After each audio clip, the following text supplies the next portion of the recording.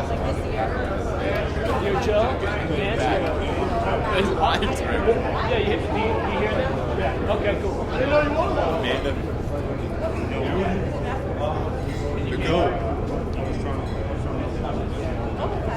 You'll be all of it. Everyone in here. It's just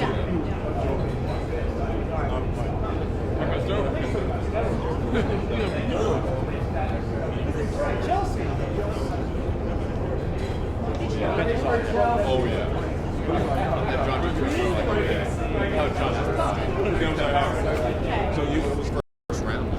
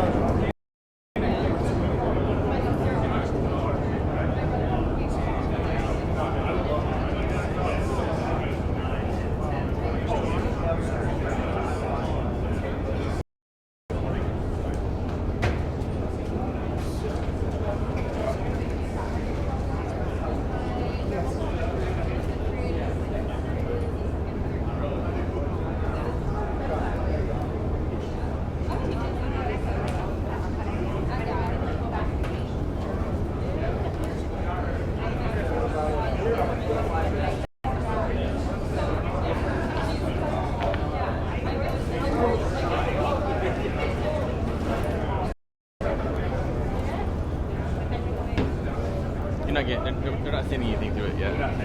Just hope for the best. You're not sending anything.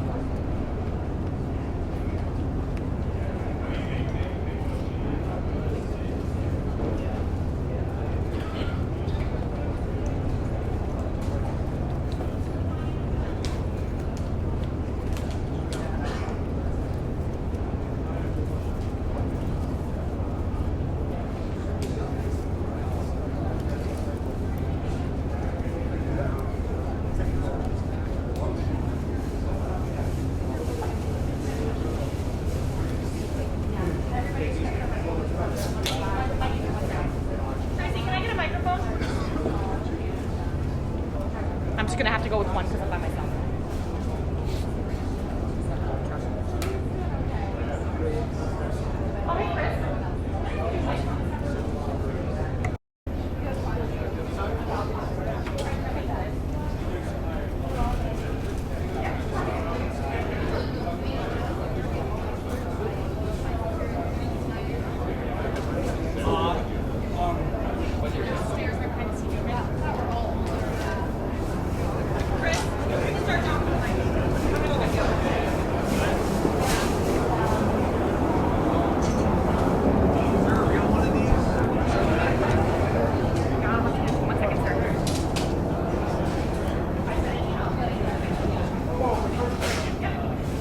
Mike, congratulations. Obviously, very, very performance. Can you talk first before we get to the physical aspect of it, just emotionally, mentally, how important a victory was for you tonight? Dude, this was first and foremost. I will say I was battling a lot of mental things today. This was my first win since April 2016. On top of the fact it's been a very tumultuous year for me, just a lot of crazy stuff going on. So for me to be able to cap it off with a win, it was imperative. You know what I mean? And it's not just for my career; it was just for my quality of life. You know what I mean? I really needed this win on so many levels. My family needed it. My team needed it. And here I am. I get to sit before you guys a winner. It's good to be back. All week long, you talked about how good you felt. You looked a lot better, not trying to cut down. But talk about once you got in there, because you said, I'm not sure what it's going to feel like. It's a little concerning, I guess. I mean, what did the strength feel like, being in a bigger weight class, and then, of course, you not having that weight cut behind you? I know I made a few mistakes in the first round. He had a pretty tight armbar, but I will say there was a difference between, when I fought at 55 and I got caught in bad positions, I'd get a lot more frantic, whereas tonight I was able to really think my way through out of a lot of situations and I knew I was right about one thing. I knew I'd be able to be a much more cerebral fighter in there, and I was able to make a lot of decisions on the fly. It just took me a round to adjust, but I've shown time and time again in my career, I get through the first round and, I just pretty much take over from there. But I felt really good, man. And the crazy thing is my last two fights before this, they check our weights now before we fight. When I fought Kevin Lee, I was 186 pounds on fight night. When I fought Pettis, I was 185 pounds on fight night. Tonight, I was 188. So with that being said, I think the trend now is go up a weight class. No doubt. And afterwards, I believe you said Neil Magny was the fight you want next. Why is that something that makes sense to you? It's not a stylistic thing. I'm here to be a champion. I'm not here to be just another guy on the roster. I'm here to be a world champion. I truly believe that I will have a 12-pound gold UFC belt around my waist, and I got to start at the bottom at the top 15. I haven't totally studied the landscape of the top 15 of welterweight like I do. I know lightweight like the back of my hand, but I'm assuming Neil Magny's in the bottom half of the top 15. Somewhere probably around 15, 14, 13. So I'm just looking to climb the ladder again. I'm here to be a contender. I think I showed that tonight. I know Carlos has been on a skid, but he's still a tough competitor, and I went out there and did something no one else has done. You haven't seen that in the UFC. I'm finally able to. I have a whole bag of tricks I haven't got to show. I've just showed everybody I got a rear naked choke. You know what I mean? And I got a whole bag of tricks I'm ready to showcase now. What's it feel like to beat up your hero? I wouldn't say I beat him up. I mean, the guy, he landed a few shots on me. He had me in a pretty tight armbar. I'd be a liar if I said it was hard. It makes it easier to go out there and compete against a guy you have a lot of respect for. It makes it easy to prepare. When you're a fan of a fighter, it's because you acknowledge their skills. You acknowledge where they're good. You acknowledge their attributes. You know what I mean? So it makes it easy to train for a guy that you've been a fan of because you know how dangerous he is. The guy uses all 8 of his limbs in terms of striking. He's dangerous from his back. He throws a lot of elbows. I was pretty mindful of that tonight, almost too mindful. I think it kind of got me to make a few mistakes, me thinking that he was kind of winding up to throw some elbows from bottom. I got a ton. I still have a ton of respect for the guy, man. I can't reiterate that enough. I'm not just some guy saying that because I'm fighting a guy. I'm in a lower generation than he is, so I'm not just some guy saying, "Oh, I have a ton of respect for him," because that's like the cliche thing to say, but I really mean it. You know what I mean? I think the world of the guy, and it wasn't hard for me to go out there and get the job done against him. You kind of had that look of awe on your face right after the fight ended, like the first second. Was that more of like you're finally back on the winning track, or was it like, holy shit, I just beat my hero? It's a mix of a few things there. I mean, I've been saying it throughout my career that it was imperative for me after the Ultimate Fighter. I need to beat a guy that I grew up watching. I need to beat a guy I've been a fan of. And the first time I got to do that was against Jim Miller. After I beat Jim Miller, I really felt like inside, mentally, I ascended. Like, okay, I am as good as these guys. Now it was like, okay, I got to beat a former world champion. And there's not a lot of those guys in the UFC. There's not a lot of guys that have been title holders, former title holders that are in the UFC. So getting to beat somebody that at some point in their career has what I'm, striving to achieve, to accomplish. It was, it was that on top of the fact I haven't won in 2.5 years. It's that on top of the fact that this has been the roughest year of my life. You know what I mean? Yeah. Just finally getting to win, just 2 days left of 2018, I was finally able to hit a high point. It was really needed. I'm wondering, too, if after your fight, I mean, you had a lot going on, but did you see Amanda's performance? It was so quick right after yours, and if so, what was your thought on that? Oh, dude, yeah. I was doing an interview, and then the guy's like, hold on. Amanda just dropped Cyborg. We all just stopped what we were doing and watching the TV, and I think that was incredible for one. For two, that's another fighter that went up a weight class. You know what I mean? I think we're starting to see a new trend in the sport. You know what I mean? There was a point in the sport for people that have watched mixed martial arts for a long time. There was a point where cut the most weight, be the biggest guy in your weight class. That was a trend at one point. You know what I mean? I was part of that generation. Whereas now it's like, okay, be the healthier fighter, be the smarter fighter. But yeah. Congrats to Amanda Nunes. What a feather in her cap for sure. Thank you. Yeah. Hey, Mike, congrats on the win, of course. Thank you. So, as you mentioned, you have a lot of respect for Carlos Condit. I think everyone in this room does. But now he's got 5 straight losses, and obviously you and he have 2 different careers. But do you think he should continue fighting? Do you feel like his heart is in it like it used to be? Nobody has the right to tell a fighter, especially anybody in this room. That's amongst him and his family and his teammates. I have no business saying that. Carlos Condit still has a tool bag that he could go out and beat anybody on any given night. It just so happens he had to fight me tonight, and I was very, very well prepared. You know what I mean? This wasn't like he just went out and lost to some chump. He just went out and lost to a guy. I mean, had I not had my mishap with Kevin Lee, I would have been fighting Tony Ferguson for the title. You know what I mean? I'm not some scrub.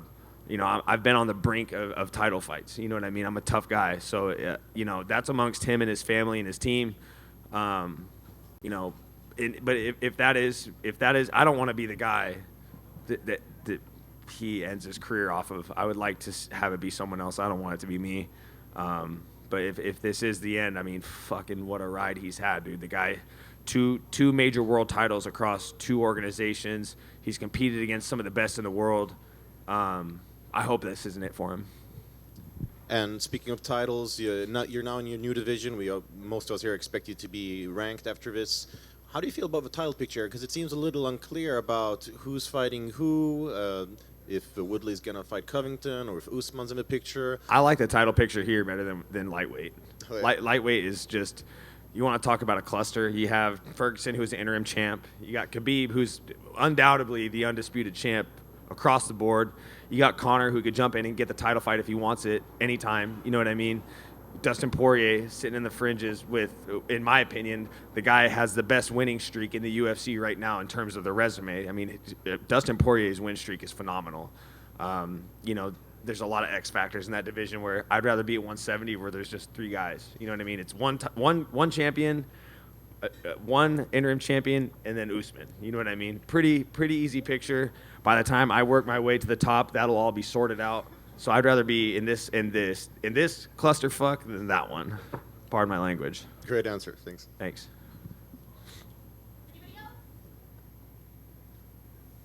Hi, Mark. Hey, Mike. Hey.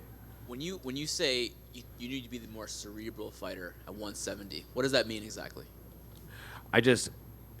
This goes back to an interview of an article of Anthony Smith's I saw, where he's talking about how he felt in his fights at 185 pounds.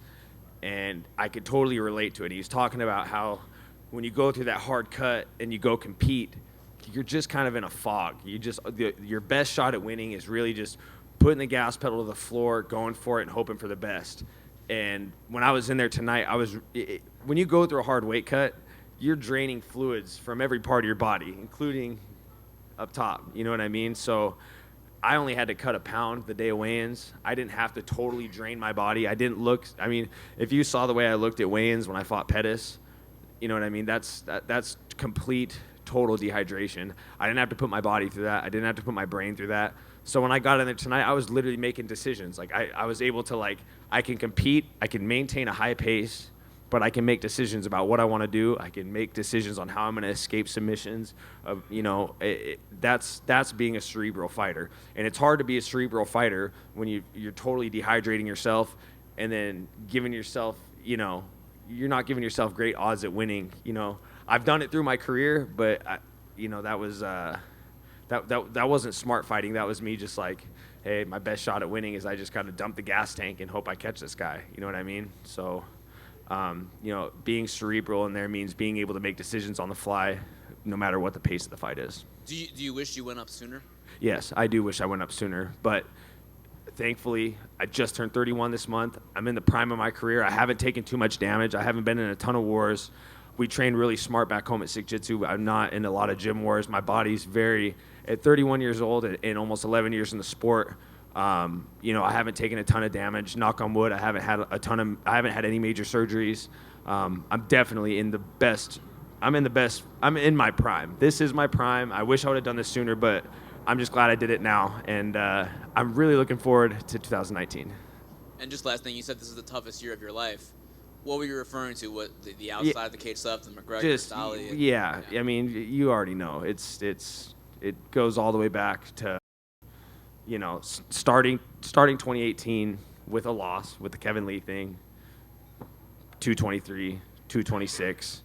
You know what I mean? It was tough. You know what I mean? And it was, if one thing's for sure, I showed my heart tonight. You know what I mean? I was able to overcome a lot of shit. Nobody's had the plate that I've had. Nobody's had to open the social media and see all the fucking shit I have to read every day, the shit that my family has to read every day. Nobody has to deal with that on an everyday basis. And to be able to overcome everything that I've gone through this year and everything I still have to deal with on a regular basis, rise to the occasion and get a win, I needed it. My family needed it, and I'm very thankful. And I love my mom. She's in the back. Thank you.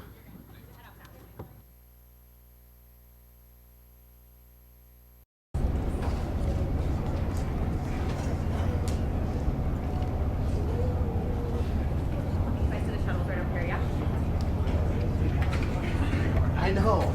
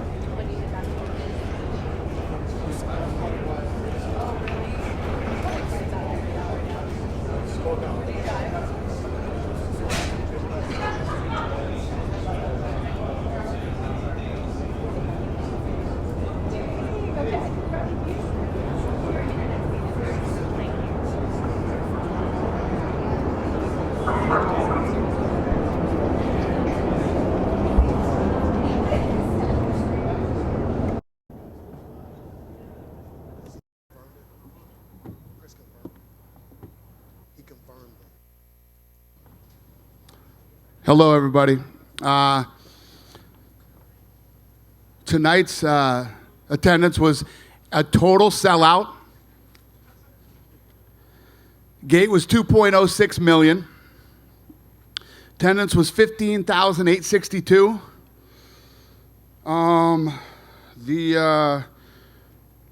Where's she got him here? Okay, fight of the night was Mendez and Volkanovski. And then the performance of the night went to Amanda Nunes and Ryan Hall. They all won $50,000. Congrats. John. Pretty incredible night. Yeah. I wonder if you personally, after everything that went down and all that we had to deal with this past week, I mean, do you take personal satisfaction when you end up having a night like this where you kind of stick it to everybody, I guess? Yeah, I love sticking it to everybody. So yes, it was a very satisfying night to me. It's unbelievable how when we go into, a week like this, just the backlash and negativity and bullshit that you have to read and all this stuff that goes on during the week of a fight like this. I saw this, I get it for you guys that it's, there's an ocean of Twitter tweets and Instagrams and all these things, and I guess saying stupid things sometimes makes you stand out. What's his name tonight? What's that idiot's name that I can't stand? Darren Ravel tweets out, the fuck does Darren Ravel know about fighting, number one? Okay, let's start with that. And he says the UFC got destroyed tonight because Chris Cyborg lost and Amanda Nunes won and she's not marketable at all and fucking, It's just like, listen, I'm pretty resilient to this dumb shit, but oh my God. Anyway, yeah, I'm pretty happy. Well, let's talk about Amanda Nunes. I mean, what a moment that was. Talk about just kind of what you thought about that fight and what you want to see going forward for her. Now she's got 2 belts, and it's tough to defend in 2 weight classes, but there's not a lot at 145. So, what do you want to see for her? I said it for a long time now, and leading up to this fight, this is the fight that had to happen. This fight had to happen. It was the fight to make, and this is the type of fight that builds legacies, and you realize you have to find out who is the best in the world. We were able to do that tonight, and it was an incredible fight. And look at Amanda Nunes. And you think Amanda Nunes isn't going to be a star after this? I fucking guarantee it. I promise you that. Place went crazy for her, and I don't know what's next. Tuesday, we'll be back in the office, and we'll have a meeting, and we'll figure out what's next for her. Ask about John Jones as well. He looked very, very dominant returning tonight. He made it clear right away. He said DC, threw the name out there. Are you interested in that fight? I mean, it seems like it would be one of the biggest fights you could possibly make, and I wonder if you're interested in making it, and would you want to do it at 205 or would you want to do it at heavyweight? So I was talking to Cormier during the Jones fight, and he's all fired up, He was obviously very angry this week leading into this fight, and, there was talk from his camp about him retiring without another fight, and maybe he was just going to fight one more fight. It sounds to me like Cormier's ready to fight 2 or 3 more fights before he thinks about hanging it up. And you know me, I'm always the first to say when it's time for somebody to retire, Cormier's the man. It is not time for Cormier to retire. There's big fights out there for him that people care about, and legacy type stuff like we were saying about Amanda and Cyborg. So I'm happy about it. Is he open to fighting Jones? I mean, I know he's busy. Listen, these guys, Cormier will fight anybody. You know Cormier. Cormier hates Jones so bad. He was on a rampage this week, and he was being a bit of a drama mama this week, but I don't blame them. They hate each other. When you hate somebody that bad, it brings the worst out in you. It does. Just 2 more quick questions. BJ Penn, did you have a chance to talk to him after the fight tonight, and what was his mindset? What is he thinking? I didn't see BJ. BJ's a legend in this sport. He went down to Brazil, trained hard for this thing, got into great shape. The camp was raving about him. He got caught in a submission tonight. BJ Penn is one of the legends of the sport and helped build this company. I would love to see BJ retire.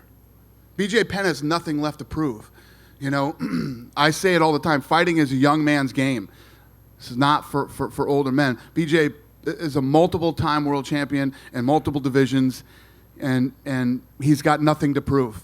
People love him, and he's a legend, and he's done it all, and there's nothing left to do, in my opinion. And Dana, last one for me. At the last pay-per-view, there was a teaser video that seemed to show like a new championship belt that was dated 12/29. You know, tonight. Yeah. Those belts look the same to me. What was that about? What happened? Oh, the shit show that went on this week. You know what I mean? We felt it wasn't the right time to do it. We were going to do it in Vegas and do it in Vegas, but we're going to do it in Brooklyn. Then we're gonna officially release the new belt. So you have the classic, you know, belts that they that Meyerowitz used to give out and we gave out for the first couple of fights. Then during, we'll call it the Fertitta era, we had those belts, and then now we have a new belt for the new era starting on ESPN and all the other things that we're working on right now. I'm telling you guys, and this is exciting not just for me, my staff, the fighters, and everybody else. The stuff that we are working on right now that's going to happen in the next couple of years with ESPN, things that we're doing in-house, and all these changes that we're making, this is a game changer for the sport. It's going to be big for everybody involved. What is next for Alexander Gustafsson, do you think? Where does he go from here? I don't know. You know, this is one of those situations where he needs to go home, take some time off, spend some time with his family, and then figure out what he wants next. Is it possible to get a fourth title shot in the future, or? Well, it depends on what he does from here on out. You know, he's got a couple fights to win before he even starts talking about being back in the picture for a title shot. What do you make of the fight him against Jones? Yeah, listen, they both had a lot of time off, and they were both coming in rusty. And I saw that, you know, when you look at the fight early, Gustafsson looked good. And he was getting to Jones, and then he got kicked in the shin. And you could tell that he got hurt with that leg kick that John hit him with. And then I'm sure he went, I don't know this for fact, but I'm sure he went back to the corner. And they said, his legs are hurt, go out there and shoot on him and take him down and try to finish the fight. I'm assuming that's what happened. I don't know, but it makes sense. Thank you. Thank you. Dana, I wanted to ask you about Jones and how he approached the fight. It seemed like in the first two rounds, I tweeted, I said he looks maybe more like Mayweather than the old John Jones, you know, staying on the outside and kicking and just scoring points. And then in the third round, it seemed like it became the John Jones that we had known for so many years. Did you see that, and why do you think? Was it just the rust that would require him to take a couple rounds before he got into that? I don't know. I don't know the answer to that. You guys got to ask him that when he comes out here. But yeah, I agree. I think he had a slow start. And, I don't know if he was just taking his time and pacing himself. He's got to go 5 rounds with Gustafsson, who's tough and you know, can definitely go 5 rounds himself. Tried to bust him up the best he could, and then went in for the kill when he hurt his leg and shot on him. And do you feel like there's any chance that he, you know, we're starting to, not that he's declining, but we're seeing, you know, as a slow, you know, he's not the same guy that he was when he was 27 or whatever. Is there any chance that we're seeing that now? That's what this is? That's always possible. I don't think we saw it here tonight in this fight. Because, you know, not a bad game plan in the way that this thing played out for him now that it's over and he won. But we have to see from here on out. You know, the big question about John Jones is this. He made it to this fight. This fight needed to happen. He did not test positive for a PED. We've been through all that shit last week. We know. Now what needs to happen is John Jones needs to pass his drug test that the California State Athletic Commission is taking. And honestly, off the top of my head right here, I don't know if they're testing for recreational drugs or what the deal is. But John Jones needs to stay on the straight and narrow, stay out of trouble, stay in the gym. I would love to keep him busy this year with all the great things that we have going on right now. And we'll find out where John Jones is as far as timing, age, you know, all these other things. One other question about the heavyweights or the light heavyweights. Is Brock completely out of the picture now? Is that no longer an option? No, he's not. He's not out of the picture. There still is a chance that you could sign him? Absolutely. Okay. What has been the holdup? I think he's already under contract with me. Well, I mean, it's seeming like there's been, you know, it's looked. Yeah. So we were talking about it, and then he ended up signing a new deal with WWE. What I think happens is, you know, he's in a very unique position because he can play this thing between UFC and WWE, and they get right down to the wire. And I think Vince throws so much money at him that he says, all right, I'll do it again. Because this is here no matter what. When he's ready, he can come in here and fight, and he's going to make a shitload of money here too. So it makes sense. I'm assuming that's what's going on. Who would you like better for Brock if he fights? One of the Jones or things that DC? you guys know about me is I don't wait for anybody. I'm not fucking waiting around for anybody. So I'm rolling with the business. Guy doesn't want to fight this year? It's all good. It doesn't matter who you are, how big you are, what your deal is. You don't want to fight? Do your thing. When you're ready to fight, you come back and talk to me, and we'll figure something out. Who would be better, him or DC? Or Jones or DC against They're Brock? both good. Those are both good fights. I think Jones, DC, and Stipe are all three good fights for Cormier, if Cormier wants to do 3 more fights. And if I could ask you a couple about Amanda, do you feel like, you know, beating Valentina, beating Ronda, beating Miesha Tate, and now beating Chris? She's the best ever. She's the best ever? How can you deny it? You can't deny that she's the best ever. That's what this fight was for. You know, this fight was to find out. But if you look at her resume and who she's beat, she's the best ever. You can't. Nobody can dispute that. You can try and you can say some stupid shit, but she's the best ever. And lastly, about her, can you quantify like her punching power? Because I don't know that we've ever seen a woman fighter that punched the way she punches. I agree. And the other thing was, one of her big things going into this fight, which Cyborg talked about a lot, she's like, I need 9 months. I need to put weight on. She's like, I'm going to go fight this chick. This chick's going to come in at 165 pounds.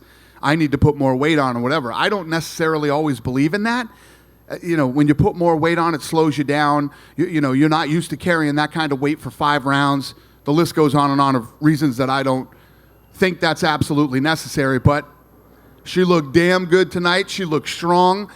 Not only was she dropping bombs, she was taking big shots too and walking right through them like it was nothing. So maybe there is something to it. That's a big thing for GSP too. Remember? GSP always said, I'm not going up to 85 unless I have the time to put the weight on the right way and all that stuff. I always haven't been a believer in it, but seems to work. And what the hell do I know? Dana over here. Yep.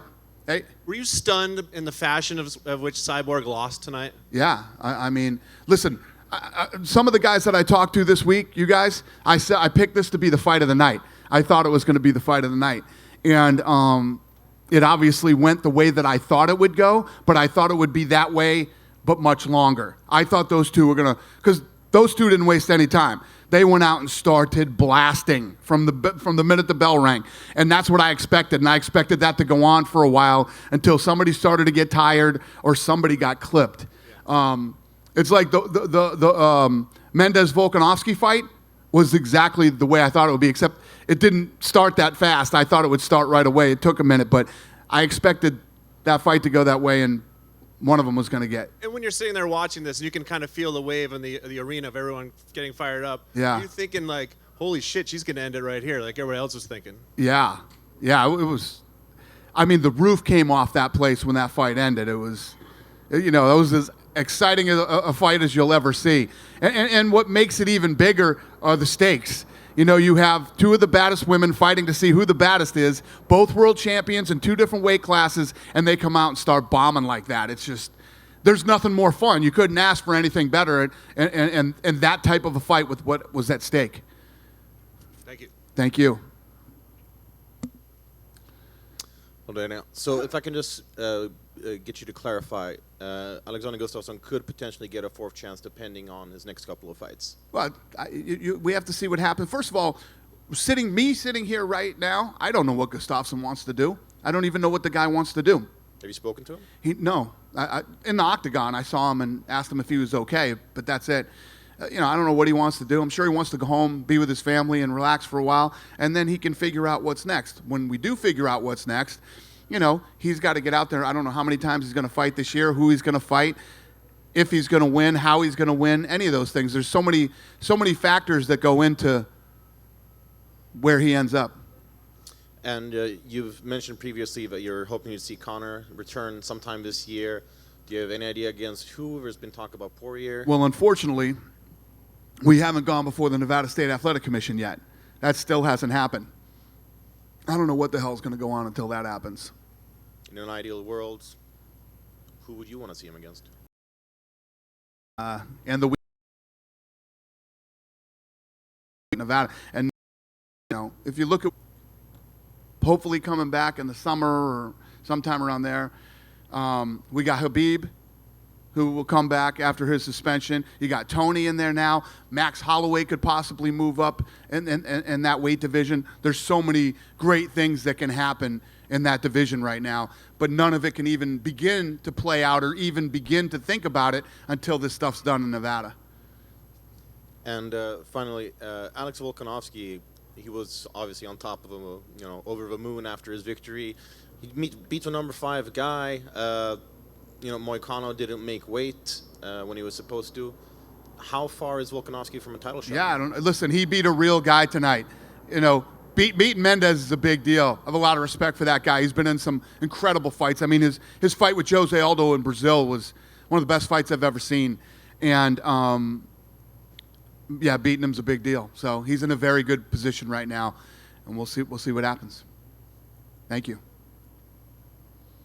Dana over here. This was the last show in the Televisa TV contract in Mexico. You guys are starting with Fox Sports again next month. What are your expectations for next year for Mexico? Cain Velasquez just announced he's coming back, and I don't know. It's been talks about a contender series, probably coming back with a pay-per-view because it haven't happened since 2015. Last time Cain Velasquez fought in Mexico. I'm not sure what your question was, but. Yes, I mean, I say it all the time. Mexico is very important to us. I've always been focused on Mexico. Cain Velasquez is coming back in a great fight with Francis Ngannou. And, we got to see how he does, and then we'll go from there. And are you asking when we're coming back to Mexico? Yeah, is it possible to come back with a pay-per-view depending on Cain? Yeah. Or absolutely. Kelvin Gastelum, absolutely. Champion, I don't know, some Mexican fighter. Thank you. Thank you. Hi, Dana. Hi. Hi. Here, over here. Hi. Hi. So you said that if Gustafsson won, you were maybe going to Sweden. Is that still a possibility in the next future? Yeah, we can still... Listen, you've been to the Sweden events, right? They're ridiculous. They're amazing. The fans over there are incredible. We sell that place out every time we go. It's so fun. Yes, we can end up back in Sweden, even though he didn't win. Do you have any idea when? I do not, sir. So this is obviously a sad day for Swedish MMA fans, but David Tamer has been racking up win after win. When can we expect him to get a crack at the top 15? Yeah, no, that's a great question. That's a great question and a fair question. He looks incredible, and I don't know. We'll figure that out. Do you think he deserves it? Do you think what? Do you think? Could we have a worse place for a press conference right now? I agree. It's like we're at the airport. Do you think David Tamer deserves a top 15 next? Sure. And lastly, Jack Hermanson looked great in his last couple of fights. Do you think he is ready for that next step? Who did you say? Jack Hermanson, the Joker. I don't know. For me to answer these questions right now, I mean, I got to be in the room. When we do the matchmaking, there's so many things that are involved. Timing, where is it? Who's hurt? Who's available? How many of the top 15 guys already have a fight? There's a lot of things that go into deciding who's next. Thank you, Dana. Thank you. Here? Yep. Over here. Hi. Yeah, I'm sorry. I may be not an expert in everything, but I didn't understand quite the thing about John Jones and the California Commission about possibly testing for whatever. Well, so here's what happens. So all the stuff, all the stuff that happened before this, the testing and all the stuff. They tested him in California too, but there's drug tests the night of the fight too. You get drug tested tonight or whenever it is, So he has to pass those drug tests too. The difference is when you're in competition, they usually test for recreational drugs too. Marijuana, cocaine, and all these different things. John Jones' future depends on a lot of different drug testing. This guy needs to keep passing drug tests. He needs to stay clean, stay straight, keep training, stay in the gym, keep winning, and this guy can completely turn his life around. Okay, so what would happen if he didn't pass the test after tonight? I'm going to kill myself. Okay. Wow. Yeah. Okay. Yeah. I don't want that to happen, sorry. Huh? I wouldn't want that to happen. Well, thank you, ma'am. Some other people in here would. Okay. Thank you. Hey, Dana. Over to your right. Of all the things that John Jones is good at, the many things he's good at, is the best thing his ability to block everything else out and get in there and fight? Of all the things that are going on, Yeah. it's uncanny. Yeah, you know what's fascinating about this guy? When you think about him as a fighter, he's one of the strongest people you've ever seen, and physically, mentally, emotionally. All the drama that was going on this week, and not being able to fight in Nevada and all this stuff, he really did keep it together. And I've seen many fighters crack under a lot less pressure. And the thing is with the guy, if he can get his personal life together, who knows what this guy could accomplish? Knows what he could do. Chris Cyborg is going to her final fight on her contract now. Is a rematch? Does that make sense? She hasn't lost since 2005. Do you go right back to Cyborg Nunes too? I don't think you do. No. No, I mean, it was a pretty convincing win. Sure. So what do you do with Cyborg then at that point? Again, I gotta get back in the lab and figure it out. But we'll come up with something for her.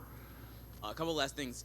Kat Zingano, that whole situation where she got a toe in the eye. Have you ever seen? No, it's pretty that crazy. fight before? I've heard of it happening, but I never saw it before. Unfortunate, and one of those just wacky. If you think about an MMA fight between two really good MMA fighters, and the kicks and the punches and the elbows and all the things that fly around, really is a very unique and odd injury. But I've heard of it happening. Happened to the coach there. Winklejohn. Yeah. Should that be treated like an eye poke? Like a maybe like a. I don't know what you'd call it. It's actually a toe poke, but I don't know. I don't know. It happens so infrequently. It's tough to make a call on that. What's that? Yeah. So apparently, you heard him. Last couple of things, Dana. Ryan Hall. What do you make of Ryan Hall? He doesn't fight for 2 years, comes in, submits BJ Penn with a heel hook. I don't know. It's incredible. Crazy. I mean, the one thing that I liked about this, and and I don't want to piss BJ off because I love BJ, but I would like to see BJ retire. So in setting up this fight, it set up the perfect fight where it's a submission match between two incredible submission guys. And for him to submit BJ the way that he did, as fast as he did, it's a big deal for that kid, And I'm sure, like Rogan said, I'm sure he grew up idolizing BJ Penn. So to be able to pull that off it's incredible. Hall said he's having a hard time finding fights. No one wants to fight him. How do you match Hall? him up? Yeah, that's what he said. He said no one wants to fight him. I mean, he's like the ultimate specialist, right? There's no problem finding fights around here. We can find Hall fights. We can get Hall fights. And last thing, Nick Diaz, I believe, said recently that he's actually not going to fight George Masvidal on that card in March in Las Vegas. He said he's not doing it. Nick Diaz.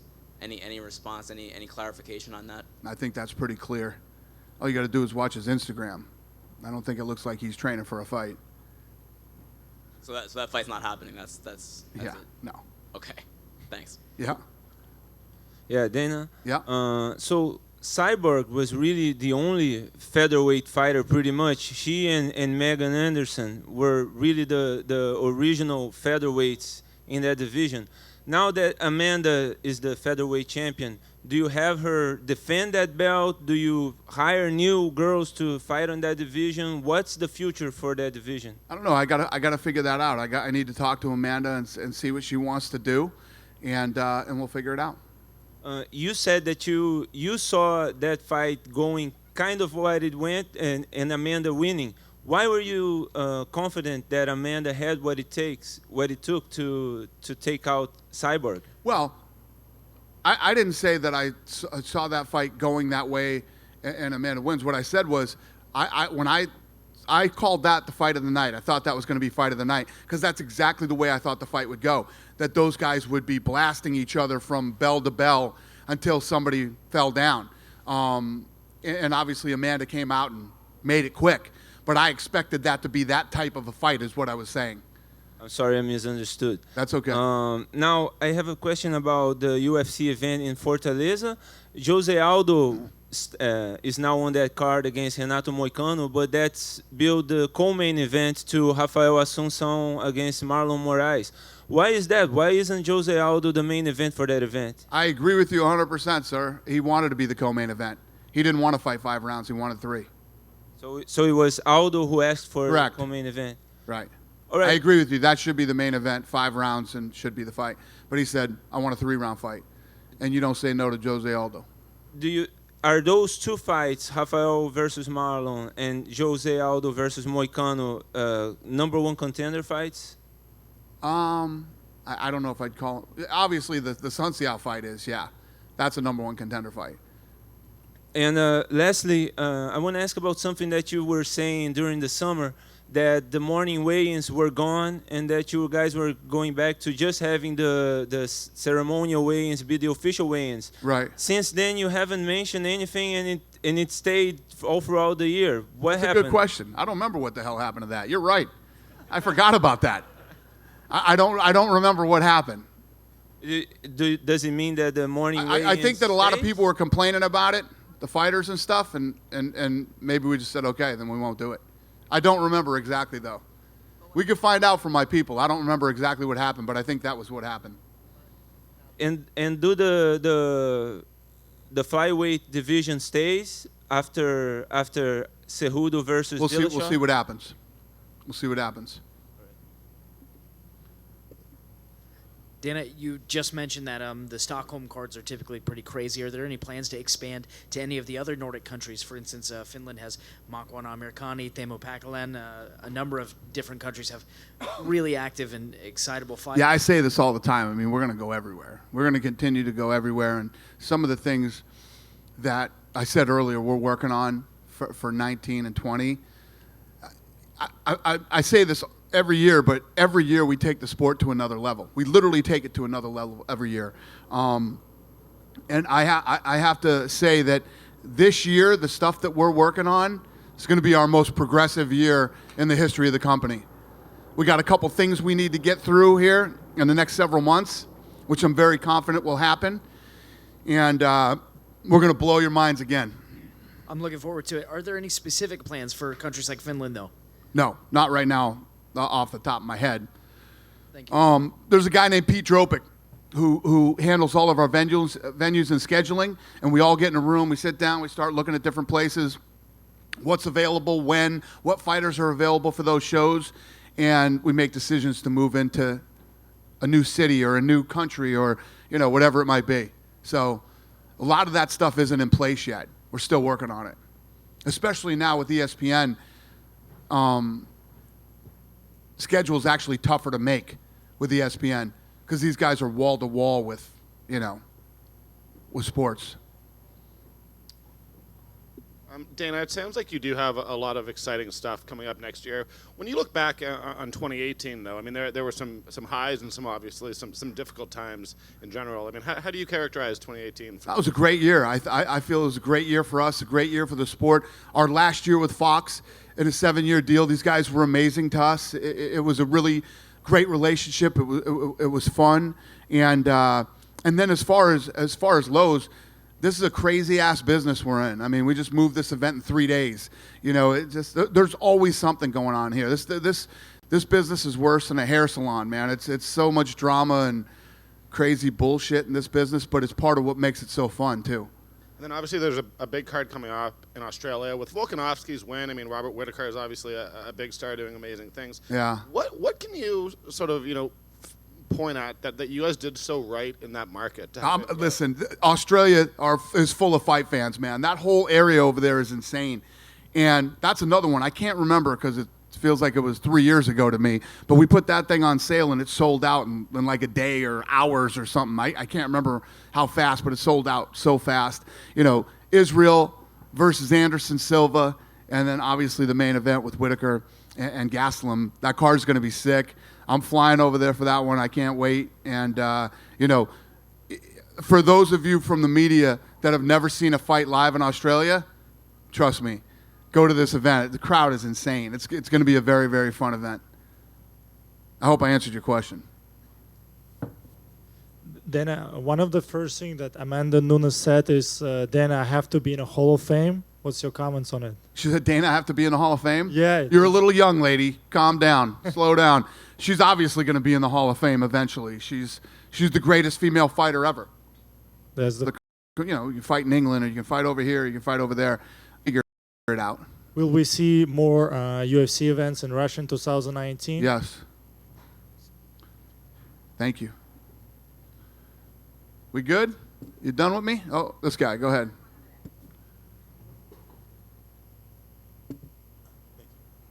Hi, Dana.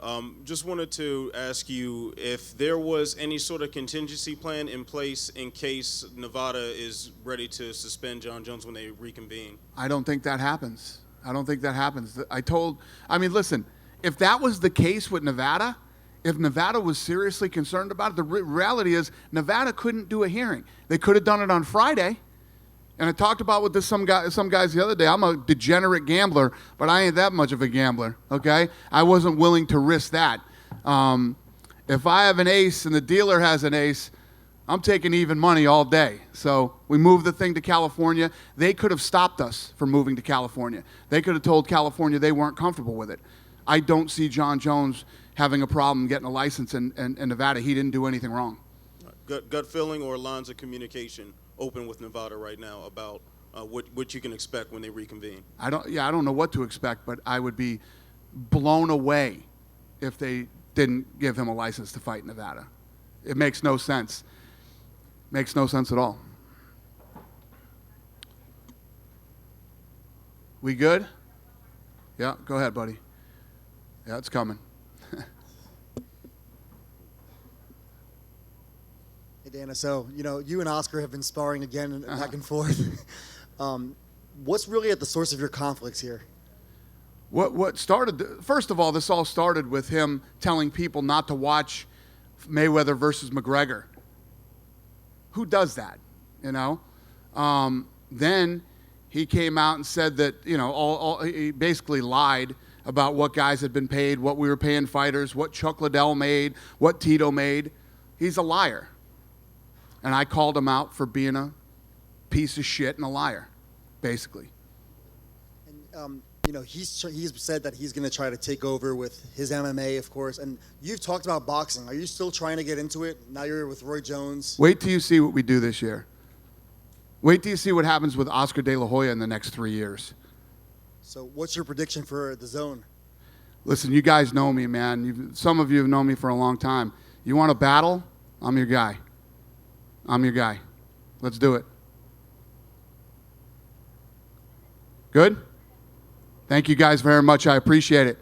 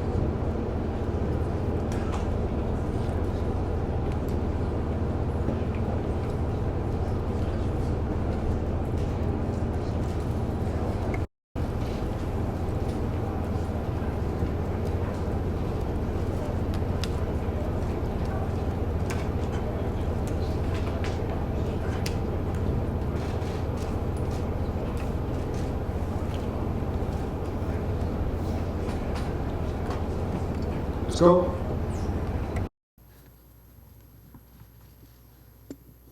Alex, I know it's a disappointing night for you, and it's still fresh. But I mean, considering how long you built up to this moment, what is the feeling like for you right now? I'm disappointed, very disappointed. But it's a sport and it's a fight, so we did our best there in the octagon, and this was the outcome. So I just have to take it like a man. Couldn't help but notice the limp on the way up. Update us on your condition. What happened? When did that injury occur? No, I just hurt my groin in there, and John he knew exactly what to do to stop my footwork and stop my movement and my flow, my distance, and so he just made sure I couldn't move anymore. That was it. It took me down and I couldn't get up, and yeah, that was it.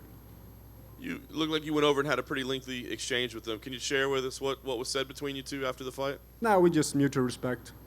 This is a sport, and at the end of the days, we share a bond, being there for the second time, and yeah, it's just like a moment of sportsmanship and respect. And lastly, for me, I know you don't want to make excuses, but this was one crazy week. Any regrets at all that maybe you didn't say? Yeah, let's do some more. Hell no, no. I'm glad I took the fight, and I'm glad that I have to, I got to fight John again, and it's just been a good ride, and I've been enjoying it every minute of it, and yeah, it is what it is. It's a sport. It's fighting business. It's a crazy business, and it hurts. Sometimes it's good days, and sometimes you have bad days. Hi, Alex. Over here. Hi. Did it feel different being in there with John this time compared to your first fight? No, not at all. He got me very, very early in the first round, very early, and after that, I just shut down. I wasn't. I had my conditioning in. I felt good, and we had our exchanges and everything. But he just shut me down very early in the first round, and that was it. And I couldn't move at all. So, and I told that to my corner too, and all that. He did exactly what he's supposed to do, and he made sure he won the fight, and all credit to him. Do you feel any different about his recent doping test now after being knocked out and him being able to compete? No. It is what it is, and we're here. And at the end of the day, we just two men in an octagon competing with each other. So there's no excuses. There's nothing like that at all. It is what it is, and he was the better man today. And what's next for you? What do you say about your future? Going home to my kids. And fighting-wise? Fighting-wise, what do you see? Let's see what happens. We just have to heal up from this, and then we take it from there and move on. It's a sport. Sometimes you lose and sometimes you win, and that's how it is. You want to continue in light heavyweight? Yeah, of course. Thank you. Thank you. Yes, Alex. Couldn't help but notice you walked into the same walkout song you had when you and Jones first met at UFC 165. I'm assuming that was intentional, but what was some of the reasoning behind it? No, just like you said, it was. I had it the first time, and I have good memories from it, and also Avicii passed away, and it was just a good way for me to honor him, and yeah, that was it, and I liked the song. Good answer. And could you just detail what exactly was the game plan going into this rematch? Because I'm assuming obviously you approached it differently than the first. No, I wanted to move. I want to stay light, move around and like I always do basically. But yeah, after that first exchange, I couldn't follow up my game plan, and then I was then I was more on his distance, and I was working on my boxing there, and. But he moved around, and I couldn't really follow his movement. And no, I fought his game today. And your friend and teammate Latifi unfortunately lost as well. It was a bad night for the Vikings today. Yeah, right. Did you have a chance to talk to him, or? Yeah, of course. No, he's fine, and he's an athlete, and he's gonna come back stronger from this. And we asked Dana before, can Gustafsson still get another title shot if things go well? And he seemed pretty open to it. I mean, obviously, that's not on your mind right now, but do you think maybe down the road you could see yourself fighting for a title again? Yeah, I'm not. It's not over yet. So let's see what's next. And like always, you do this for a reason, and is to compete with the best guys out there, and that's what I will do, and I will do it as long as I think it's fun. And yeah. All right, we'll look forward to seeing it. Thank you. Dziękuję. Alexander, här. I know I really need you to answer in Swedish because I'm from Swedish radio. Would you mind? Yeah, no, of course. Kan du förklara vad var det som hände i första ronden som gjorde att du påverkade hur du kunde röra dig? Han satte ett knä tidigt i första ronden och efter det så kunde jag inte röra mig. Så att jag ska göra en liten magnet när jag kommer hem på mitt vad fan heter det? Groin. Ljumsken, ja, tack. Så att jag kunde inte röra mig efter det. Och det var typ det, och sen försökte jag kliva in och boxas med istället och det funkar inte riktigt. Han är bäst i världen av en anledning och han ser när du är skadad, när du har ont och inte har ont liksom. Och han utnyttjade det och gjorde vad han skulle göra för att vinna, så att all respekt till honom. Och det avgörande ögonblicket, alltså det som hände i tredje ronden när han får ner det där, vad hände då? Nej, jag kunde inte röra mig på grund av min ljumske. Jag vet inte, jag får kolla upp när jag kommer hem, men mitt fotarbete var borta och sen kunde jag liksom inte riktigt ta stöd heller. Så att det är sånt som händer. Han visste exakt vart han träffade, det var precision, det var teknik och han är ju duktig av en anledning, så att han gjorde vad han behövde göra för att få slut med helt enkelt. Du sa att det var en dålig kväll för Vikingarna. Du är ju enormt populär i Sverige och jag tror många är jättebesvikna. Men vad kan du säga om framtiden och vad du kommer göra härnäst liksom? Nej, vi tar det härifrån. Nu får vi se vad de har för planer för mig och så. Jag ska väl hem och bara ta det lite lugnt en stund och sen tillbaka igen. Jag har varit borta 1,5 år och jag vill inte liksom ha den långa breaken. Jag vill liksom in tillbaka igen och vara aktiv och köra liksom. Det är en sport vi håller på med och det handlar om att vara så aktiv som möjligt hela tiden. Och det är min tanke nu. Jag är i bra form och det känns skitbra. Det är bara att jag har lite ont i benet, allt. Nu ska ju han ska ju dopningstestas igen efter den här matchen. Snackade Dana White om och av Kalifornien och så här. Men vad säger du om hela den här historien som har varit kring det här? Nej, det är tråkigt alltså. Det är klart att det är. Jag menar, det finns väl en anledning till varför han inte hade ett rent urintest. Men vi kan spekulera. Vi har gjort det hela veckan och jag bara känner nu att nu har vi haft våran strid och han vann, han var en bättre man än idag och allt det andra spelar inte ingen roll för mig just nu utan jag tar det som en man och jag kommer hem och tar hand om mina skador och sen tillbaka på det bara. Tack så mycket, Tack. Hey Alex, so you said you're going to stick around at light heavyweight, but I'm wondering, is a move to heavyweight a possibility in the future? You're a big guy and you have talked about it before.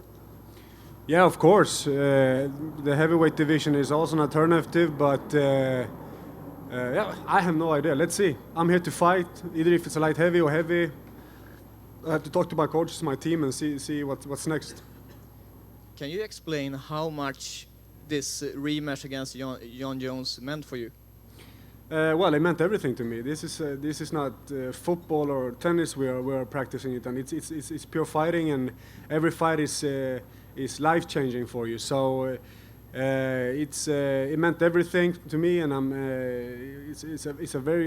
it's a big setback for me now losing to John again. So yeah, but at the end of the day, it's a sport, and we do this because we love it. So you still have a close loss to DC. That was a classic war. Is that a rematch that you're going to maybe go after now? No, sorry. I don't know. Let's see what happens. I just take the next fight they give me. I have to start all over again, and that's the way this business works. Lastly, I want to ask a question in Swedish. Uppenbarligen hela landet står bakom det. Det är jättemånga som supportar dig. Kan du bara ge ett meddelande till fansen, alla som har stöttat dig inför den här matchen? Jag är jätteledsen för att jag har gjort många besvikna och ledsna där hemma. Vi kom hit som det var inte bara jag som slogs idag, utan det var en hel nation och jag har verkligen känt hela veckan och stödet hemifrån och så. Så att det är en otroligt stor besvikelse. Men samtidigt så visar det också hur starka vi är och att vi har varandra bakom, vi har varandras ryggar helt enkelt. Och det är väl det som betyder någonting i slutet av dagen. Och jag längtar till att få komma hem till vårt vackra Sverige och liksom ta det därifrån. Tack Alex, thank you. Back here. Hi, back here. Sorry. So you and John had a great fight in the first one. What was the biggest difference the second time around? Did you see something different in him? No, not really. Not really. He just keeps a very high level of fighting. That's it. I was prepared for it. It was just he just caught me this time. He caught me this time, and that's it. But I didn't notice anything about if he was stronger or faster or anything like that. He went for his takedowns. He used his kicks a lot, and I was prepared for that. You know, he just had a really good move today, and he shot me down.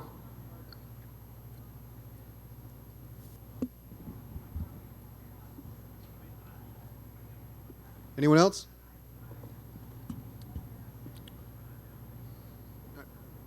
We're done, Alex. Okay, thank you, everybody.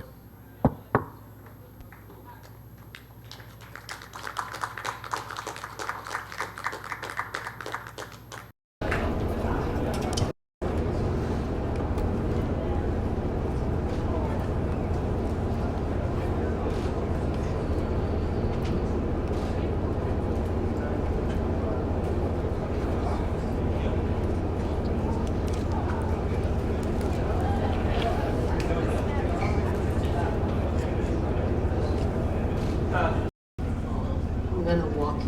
She's powerful. She's a great. I know I'm gonna be the one, you know. And yeah, I always train to move my head, you know. And I know tonight I have to be fast and smart, you know.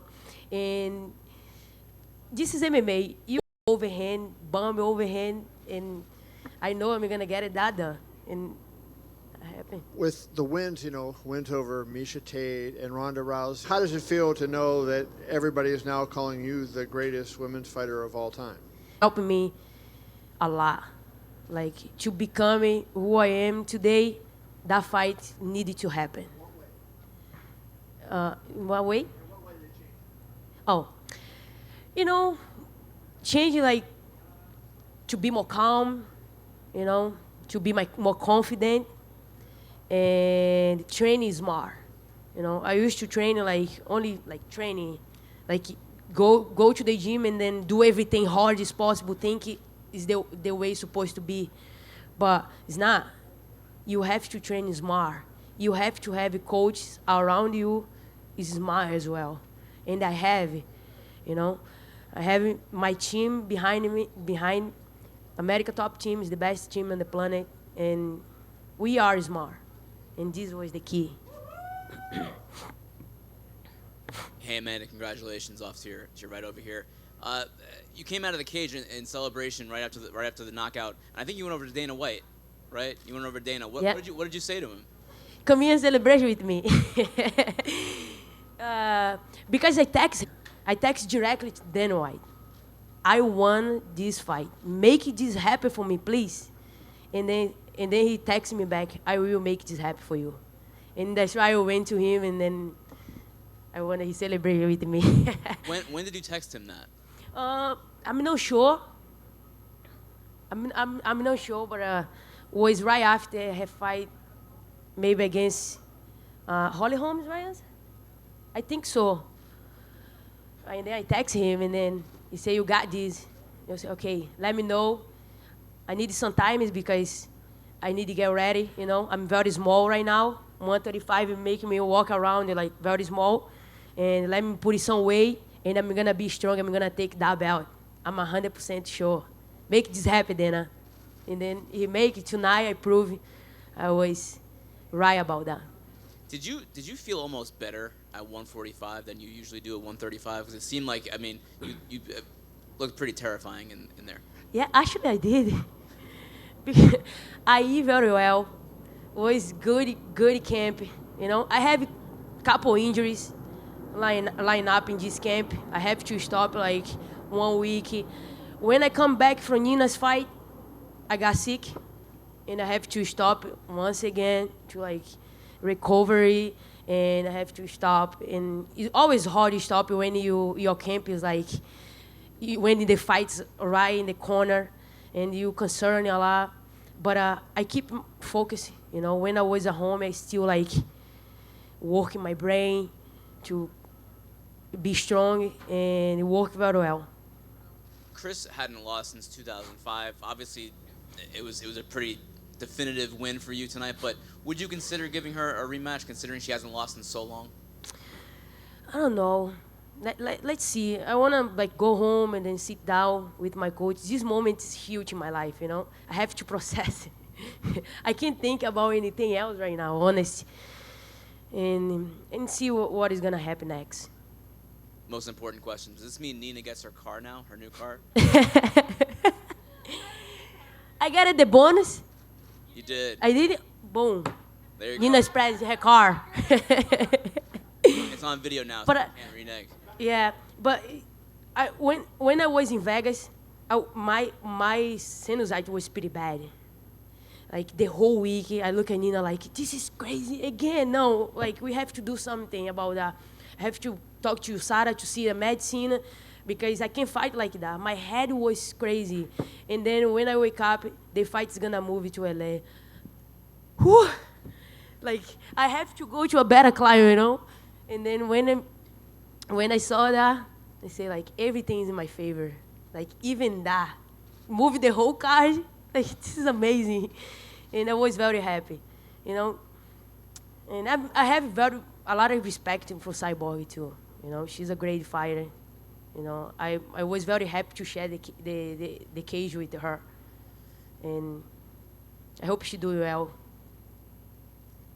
For so long, the sport was about Cyborg and Ronda Rousey, and you've knocked both of them out within 1 minute. Can you talk about the similarities in those fights? What was the common denominator for both? I think the things remind me a lot tonight was be calm, composing. Everything lined up to this fight was exact how was lined up for Ronda Rousey's fight. Calm, smart, composed, fast, strong, and everything. Like everything, do everything the right moment. And you, obviously, when you talk about the next fight, I think Valentina made it very clear in Toronto that she wants to fight you again. Do you see that as the most likely fight at 135? She have 2 times. 2 times she have. Tonight is not about Valentina. Thank you. Amanda? Oi. Oi. O Dana conversou com a gente agora há pouco e ele falou, né, que você é a melhor da história. Ele até mencionou que eventualmente você vai fazer parte do Hall da Fama. Enfim, fica calmo em relação a isso. E que ele garantiu que você será uma grande estrela da companhia após essa vitória. Como você vê essa declaração do Dana White, o quanto você esperava esse reconhecimento, não só de ser a melhor da história que você falou antes, mas de ter esse respaldo de agora você vai ser uma grande estrela da companhia, né? Estou muito feliz. Eu estou feliz comigo mesmo. Isso é o mais importante. Entendeu? Depois que tudo aconteceu, tudo que aconteceu na minha vida, vocês acompanharam, assim. Eu sempre estava bem, nunca me preocupei com tem que me promover, tem que me promover. Eu vou ser a pessoa que vou fazer isso. Entendeu? Eu vou mudar essa história. E assim fico muito feliz que Dana White deu essa entrevista falando. Eu acho que é muito importante, né? Ele agora tem uma campeã em 2 categorias. Acho que nunca aconteceu no UFC. E estou fazendo história mais uma vez, né? E assim, a minha vida é assim, eu sempre tenho que provar.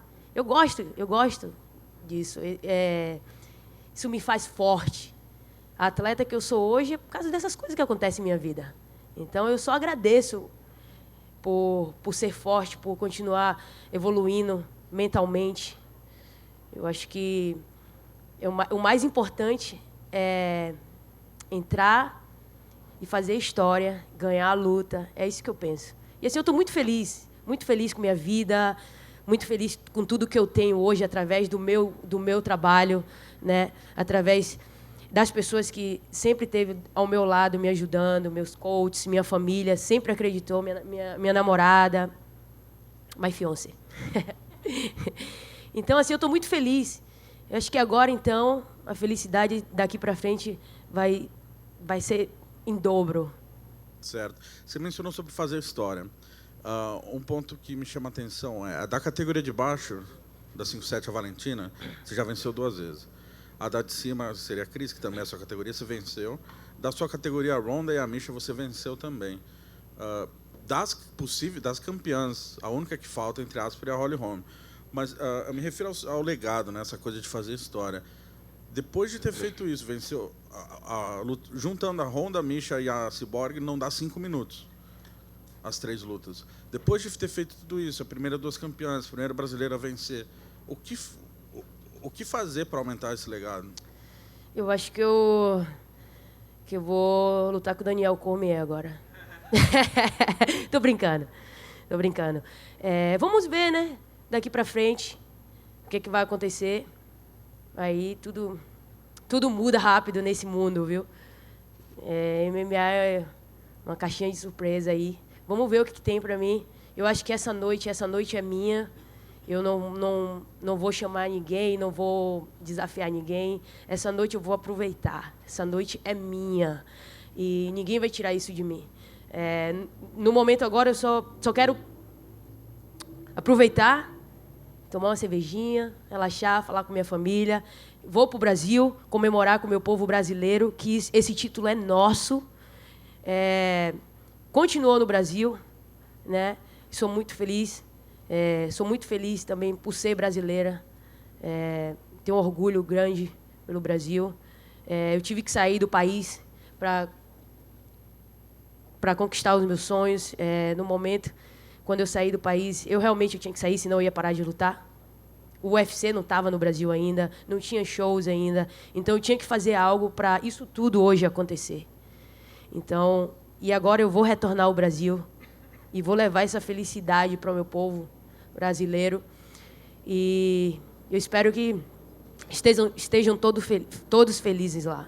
Eu sei que algumas pessoas vão estar tristes pela crise e tudo, mas faz parte, entendeu, do show. Alguém tem que perder, alguém tem que ganhar. E hoje eu saí vitoriosa. Mais 2 perguntas bem rápidas para matar aqui. A primeira, eu já te vi emocionada algumas vezes depois das suas lutas, vitórias, né? A de hoje tem algum motivo especial? Você consegue comparar com as outras lutas e o que seria de diferente? Assim, hoje é diferente, né? Campeã em 2 categorias. Entrar para a história dessa forma tem um gostinho mesmo especial, maravilhoso, surreal, sem explicação. Eu ainda tenho que ver como tudo aconteceu, tenho que olhar, assistir tudo de novo. A minha entrada, como eu estava ali no momento da luta, tudo. Eu quero dar uma olhada assim geral, onde eu estava mentalmente ali, né, para poder continuar repetindo isso no futuro. Então, eu preciso sentar e ver tudo isso. Um momento grandioso, estou muito feliz. Certo. Para terminar, por favor, se você pudesse explicar em português aquela questão qual foi a chave, o momento chave da luta, apesar de ser rápida, mas o que decidiu. O momento chave da luta foi quando ela conectou, né, os primeiros golpes, que eu me surpreendi, tipo, eu esperava algo. Eu estava esperando, eu treinei assim, né, para esperar aquela coisa, aquela agressividade, aquele soco forte, aquela coisa toda que a gente sabe que a Cris é um atleta forte, é um atleta que vem para decidir a luta, então você tem que estar esperando, né? Então, quando ela conectou, que eu senti, aí eu pensei logo, agora Vou botar minha estratégia aqui que nada me para. Se o melhor soco dela não me parou, nada vai me parar aqui nesse momento agora. Então, acho que tá preparada para absorver, né? E tá rápida na hora de atacar. Acho que foi chave na minha vitória. Amanda, aqui no centro. O que vocês conversaram logo depois da luta, né? Você estava no chão emocionada, ela veio no chão te cumprimentar e vocês passaram muito tempo abraçadas. O que vocês falaram ali naquele momento? Eu falei para a Cris que eu tenho muito respeito por ela, né? Pelo trabalho, por tudo que ela fez pela categoria. E, assim, tudo que ela falou durante todo o caminho para a luta, para mim eu já esqueci, né? Não vou levar nada para mim. O que passou. Tudo isso já passou e a nossa amizade, o respeito que eu tenho pela Cris continua, entendeu? Então, acho que eu queria falar isso para ela, que até ajudou também, né, a promover a luta de uma certa forma, né, que o fã gosta dessa coisa também. Então, mas eu deixei bem claro para ela. Já esqueci tudo e agora daqui para frente, qualquer lugar que eu te encontrar, o respeito sempre vai prevalecer. Você te afetou de alguma forma, te magoou ou te motivou ver tantas lutadoras brasileiras e até tantos especialistas brasileiros dizendo que você não tinha chance, que a Cyborg ia ganhar, era favorita? Isso te motiva mesmo? Com certeza. Assim, é um empurrão enorme, assim, muito grande, muito grande. Me ajuda bastante lutar assim. Eu gosto de lutar assim. As pessoas contra mim, entendeu? Isso é o que me fortalece. E é isso que provar, né? Provar que para mim que eu posso. Então, hoje à noite foi provar para mim e para todos ao mesmo tempo que eu sou a melhor do mundo, a melhor de todos os tempos, que eu entrei para a história. E daqui para frente vai ser assim. E quem quiser ficar contra mim, que fique. Entendeu? A resposta é assim. Eu acho difícil alguém continuar apostando contra você depois de ser ganhada a lutadora mais dominante dos últimos anos. Agora é você, com certeza. E era isso que eu queria te perguntar. Você meio que disse agora, mas queria te perguntar. Você se vê como a melhor de todos os tempos, sem dúvida? Sem dúvida nenhuma. A melhor de todos os tempos. Muito obrigado. Obrigada a você.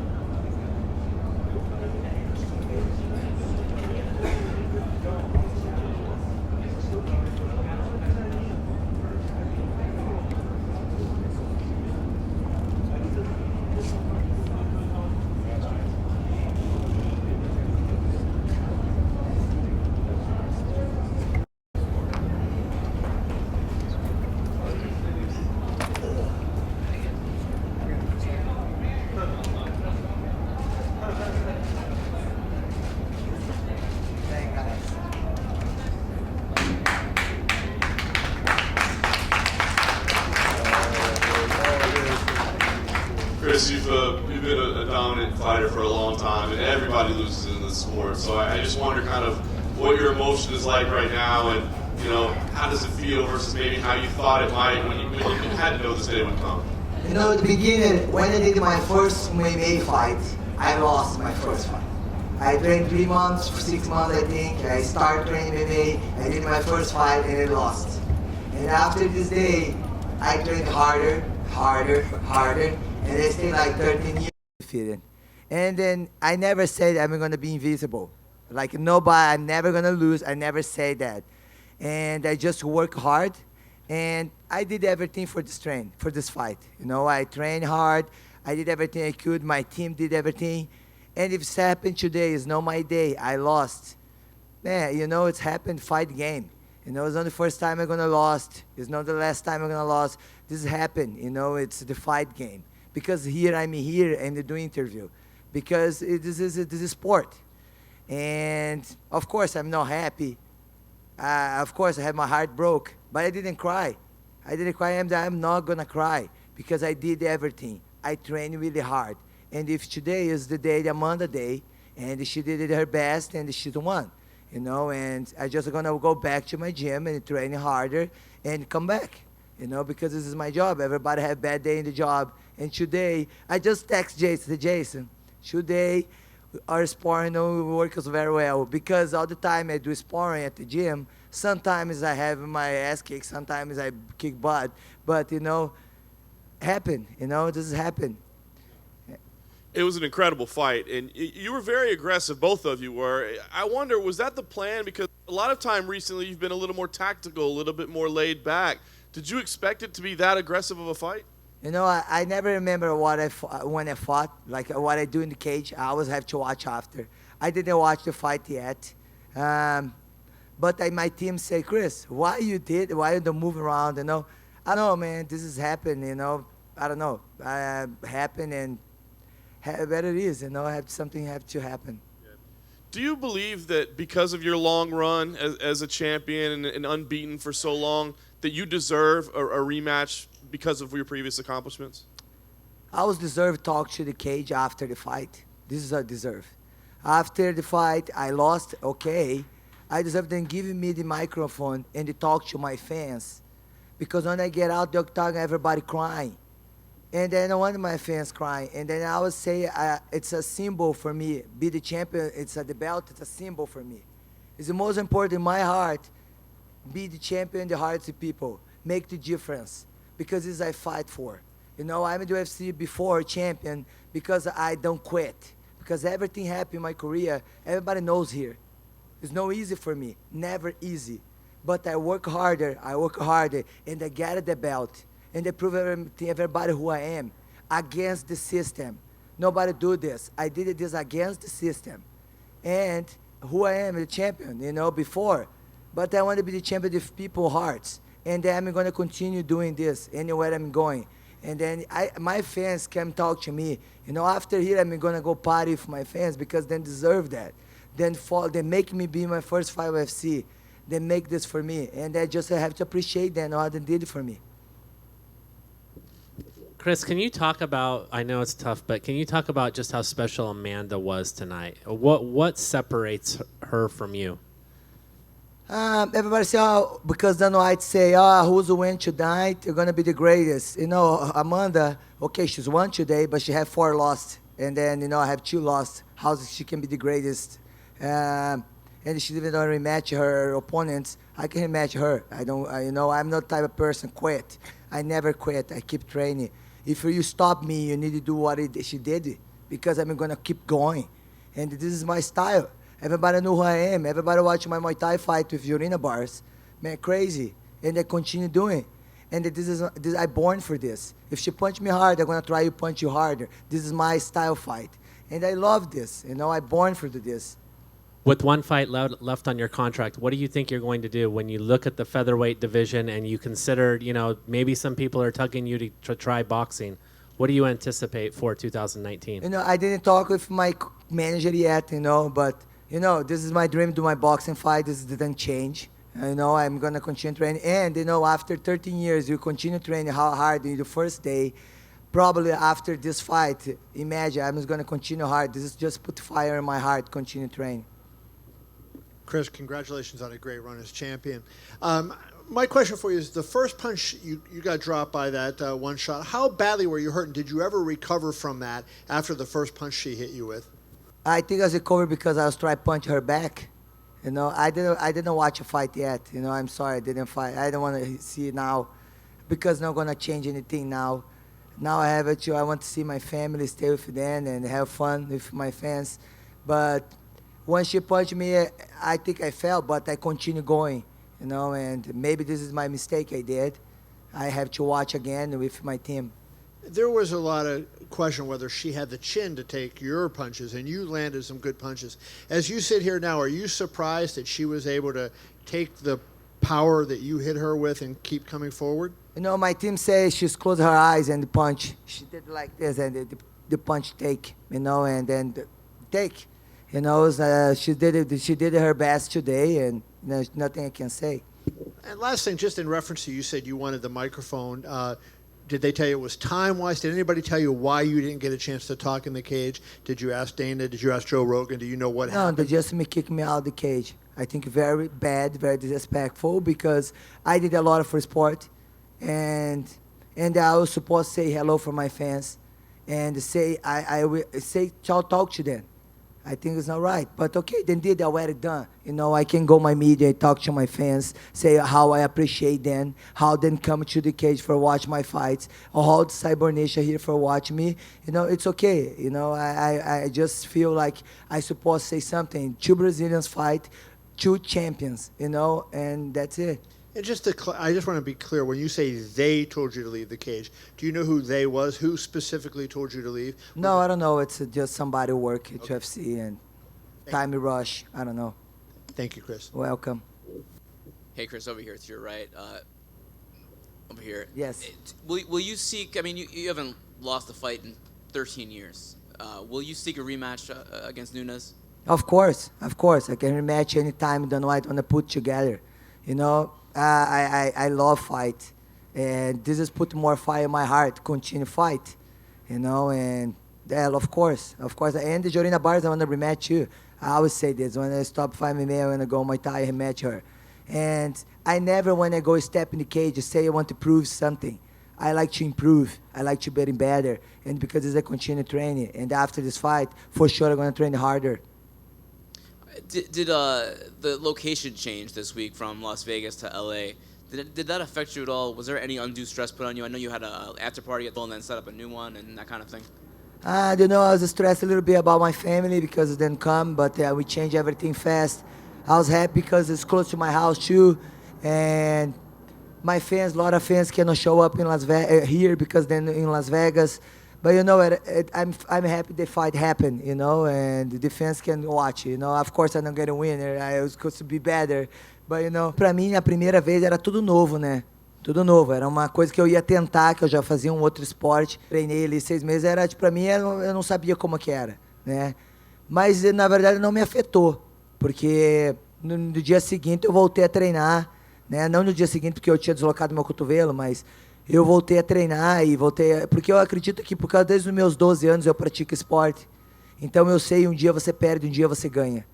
E hoje não foi diferente. Hoje foi o dia que não foi o meu dia, né? Então perdi, mas é 24 horas pensar na sua derrota e valeu. Voltar para academia e treinar. Eu tive vários exemplos na minha vida de várias pessoas, como o Cyborg, como o Vanderlei, como Verdun. Todo mundo já passou por perder. E a minha primeira luta eu já perdi. Então isso só faz você melhorar cada vez mais. Você mencionou que você não acha ela a melhor da história, é isso? Eu não entendi direito. Não, eu falei para ser a melhor da história, na verdade, ela tem 4 derrotas. A melhor da história seria nunca mais perder, nunca perder, no caso. Ela fez muito pelo esporte, não desmerecendo ela. Ela foi uma das pessoas que também não tiveram o carinho de todo mundo, né? Amanda sempre, ela teve que provar sempre, ganhou da Honda, ganhou de várias meninas. Eu acho que ela nunca teve o valor que ela deveria ter. Quem sabe com essa vitória hoje ela vai ter esse valor, né? Quem sabe hoje em dia Deus me usou para poder abençoar ela e é isso. Última pergunta, a revanche é uma coisa que você pensa imediatamente? Na verdade, assim, eu gosto de lutar, né? E se tiver, eu quero a revanche, é lógico, né? Você perde uma luta, você quer lutar com a revanche, né? Se eu não fosse pedir a revanche, eu quisesse lutar, eu não estaria aqui sentada, não estaria lutando. Obrigado. Hi, Chris here. Chris, correct me if I'm wrong. In one of your interviews, you said that it took Amanda many, many months to get ready to fight you. Why do you think it took her so long to prepare for the fight?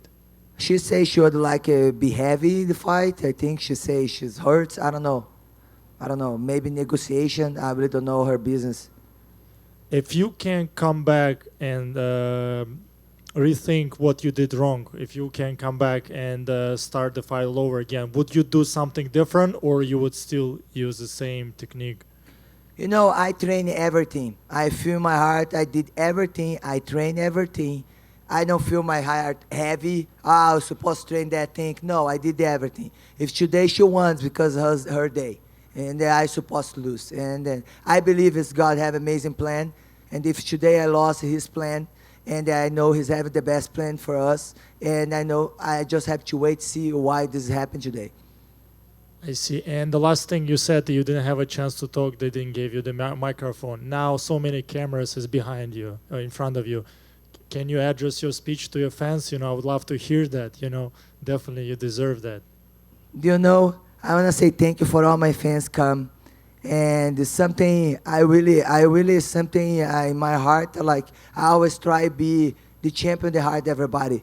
Give them hope, because the people follow me know how hard for me, and I always never show them I'm quit, I'm weak. I never show that.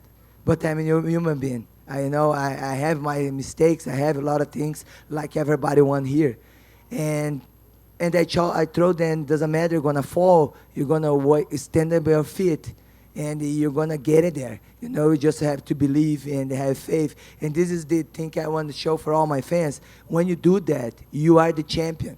When you stand up on your feet after you fall, you are the champion. And this is I try to show all my fans, because I know everybody have a hard time. And I feel sad because everybody sad because they lost today. But for sure, I have something to learn today.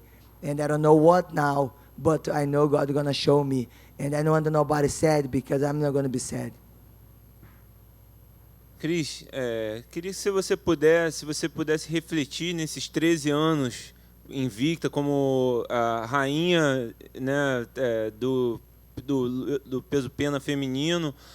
Qual o seu legado para o esporte? Claro, você ainda tem uma carreira ainda em curso, mas qual o legado desses 13 anos invicta para o esporte? Eu acho que o tema disso é não desistir, né? Eu acho que tudo que eu passei na minha carreira, várias coisas que aconteceu, eu acho que eu sempre mostrei determinação e dar continuidade, né, no teu sonho. E é isso que eu tento e mostrar para todos os meus fãs brasileiros, em qualquer outro lugar do mundo, você não desistir do teu sonho, que você vai conquistar. Porque eu estava campeão do UFC, foi algo que almejou e demorou para alcançar, né? Demorou 13 anos para alcançar. E não foi fácil, não peguei um caminho curto para chegar lá. O meu caminho foi longo e várias pedras, e eu tive que ir tirando pedras, e indo, e não desistindo. Então, isso eu acho que mostra para os meus fãs, você continuar dando continuidade, e isso que eles têm no coração deles. Por isso que eu recebi várias mensagens, por isso que eles estão comigo na derrota, na vitória, e isso que é mais importante para mim.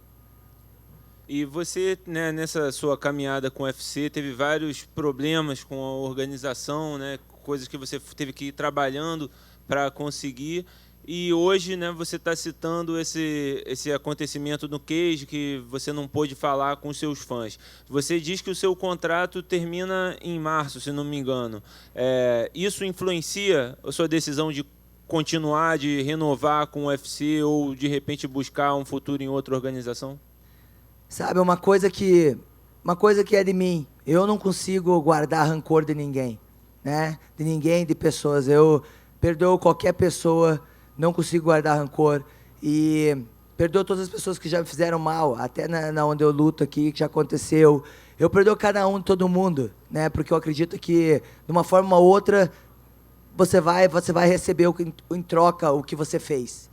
Então, eu acredito nisso, então eu não tenho que guardar rancor de ninguém, então eu perdoo todo mundo. E o que aconteceu hoje, pode ser que não foi vontade de ninguém, mas eu acreditava que eu merecia poder falar com meus fãs, mas se aconteceu, pode ser que ninguém está em controle, só chegou a hora de John Jones entrar para o octágono e eu tiver que sair, mas é isso.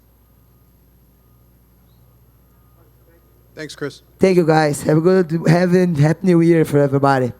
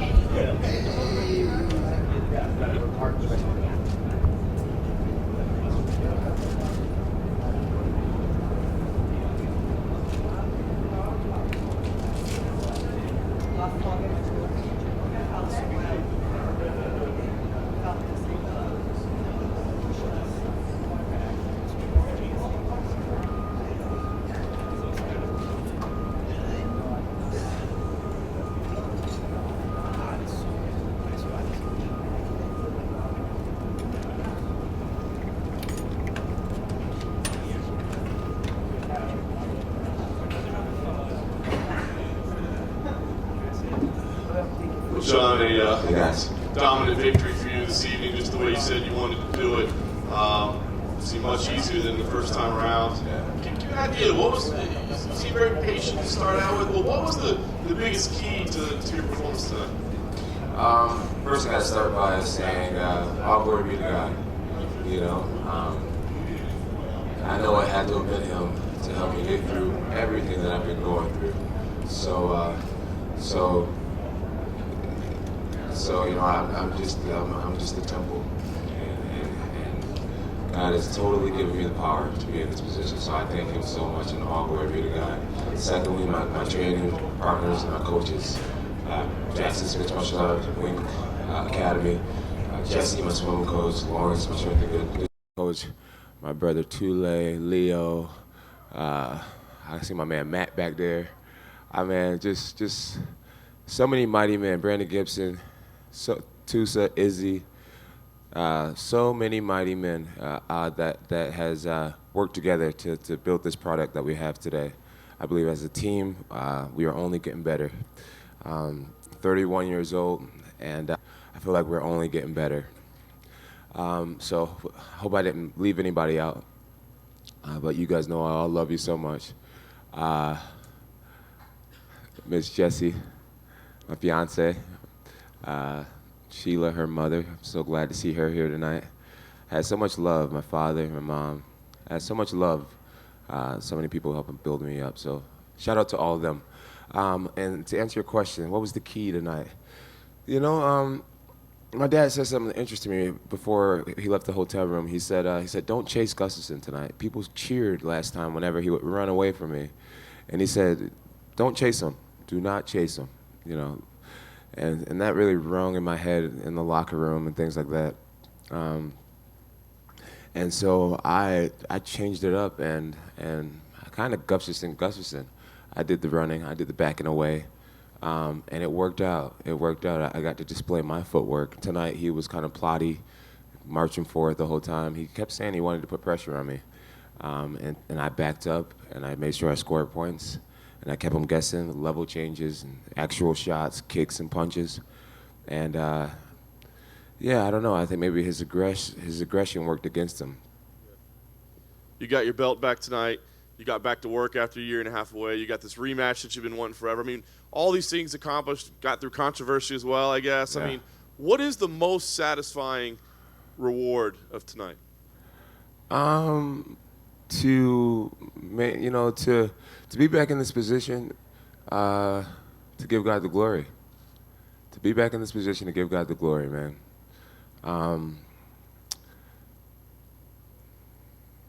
Yeah.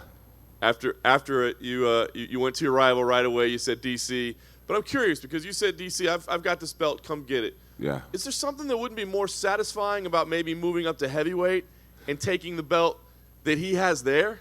No, when it comes to Daniel Cormier, he's always quiet unless he's speaking out to just me, and my legacy, my achievements. Every time he opens his mouth, and it works against him. I see the fans' reaction. They're just like, dude, leave John Jones alone for once. Dude, he beat you. You sound so bitter. He works his hardest to try to discredit and try to delegitimize the fact that I beat him twice. And the only thing I want to delegitimize as a retaliation is his claim of being a light heavyweight champion. He was never the light heavyweight champion. He never beat me. But this has been my era since 2011. I want to make that loud and clear. DC is no champ. When we talk about an asterisk next to my name, there's going to be always an asterisk next to the idea of him being a champ. The only way he can shut me up of what I'm saying right now is to beat my ass. Simple. Me going to heavyweight would be making it extremely personal. And for me, I have no problem with DC. I have a problem when he comes out and says, see, I told you guys he's a cheater. I told you he's a cheater. I have no real problem with DC. I'm not going to go to heavyweight and try to take everything from him and destroy his legacy and all that type of stuff. Is it possible that I could do that? It is possible. But I'm fine having mine and he can have his. DC needs to admit to the people that he was never the light heavyweight champion. Or face me at light heavyweight and shut me up. Congratulations, John. Thanks, Kevin. My first question for you is the changing in the third round. You referenced the first two rounds, how you were just trying to score points and kind of get some kicks in. You seem like John Jones in the third round, where you had that explosion that you were known for, and you didn't have that maybe in the first two rounds. Was that because you were kind of holding back, and then when you saw what you needed to see, that you changed up? Yeah, I in the first two rounds, I still haven't watched the fight, so the things I'm saying may not be completely accurate, but in the first two rounds, I was just trying to play smart. I was trying to figure out his range. I was trying to figure out any new tools that he may have added to his game, and I didn't see any new tools. I noticed that my level of range was a lot, thanks to my kickboxing coaches and boxing Leo. I noticed my understanding was stronger, and I started thinking to myself, John, don't let him into this fight. The only way you can let him into this fight is by giving him a slow pace, allowing him to build confidence, things like that. So once I noticed that we kind of was figuring him out, I said, okay, if you believe in your cardio and your training, if you believe that you're meant to win this fight, take the fight, win this fight. And instead of waiting and backing up and being reactive and allowing him to get into the fight, I decided to start to turn it on and take the fight to him, fight my fight, instead of waiting to see what he was capable of. This is such a sport that takes so much from the fighters, right? And it drains you over time. And I know you lost a lot with all the problems you had over the years, mostly money.